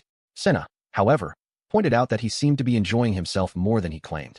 Keita shifted the subject, asking if Doom Production could take care of the captives. The Tide men began to protest, but Keita's mind was already made up. He would have preferred to hand them to the authorities, but if the incident went public, the police would interrogate him thoroughly. The scandal would also drag down innocent employees like Swearin and Senna, who had helped him. He couldn't repay their support with such trouble. Swearin assured him that she had already informed their CEO and that he could leave the men in their hands. Senna added that the company would request proper care for past victims and ensure punishment for the streamers who enabled these crimes. Keita turned to Mamuro and ordered him to delete the video that falsely accused him of groping someone. He also told him to apologize and compensate every victim of his false accusations. Mamuro, trembling, agreed. But when he checked his streaming channel, his face went pale. It had been permanently banned. His career was over. Keita commented that while Mamuro deserved it, the timing was abrupt. Senna wondered aloud if other victims had reported him to the guild. Still, she noted that getting banned was an unusually severe punishment. Swearin agreed, saying that such action required undeniable proof and a formal complaint. Keita recalled the day he told Hikari about the false accusation. She had been furious, fiddling with her phone afterward. But the thought that she might have done something about it seemed absurd. She was just a kid. After everything was settled, Swearin led the group outside toward the dungeon's exit. Rin stretched and groaned that she was starving and suggested they grab something to eat. Amazuru agreed immediately, and Rin turned to Keita and Senna, inviting them to come along. They could celebrate once the captives were turned over. Senna asked what Keita thought, and he said he'd treat them all for helping him. Swearin thanked him but frowned when he asked to sit separately from the group, saying they could just text if needed. She complained that it defeated the whole point of going out together. Keita replied that he simply hated the idea of being mistaken for a sugar daddy, flashing a smug grin. Swearin snapped back, indignant, but followed the others outside. None of them noticed Hikari nearby. She was on her phone with Mia, whispering that the group was heading to a celebration and asking if she should tag along. Mia told her to go, but demanded that Hikari treat her next time. Hikari eagerly agreed. Mia then asked if she was filming or planning to upload anything that day. Hikari replied no, she knew better. Mia said she was surprised. Hikari was more sensible than she looked. Hikari retorted, offended, and Mia teased that she was a cute girl but the last kind she'd want in her family. Hikari shouted back in protest.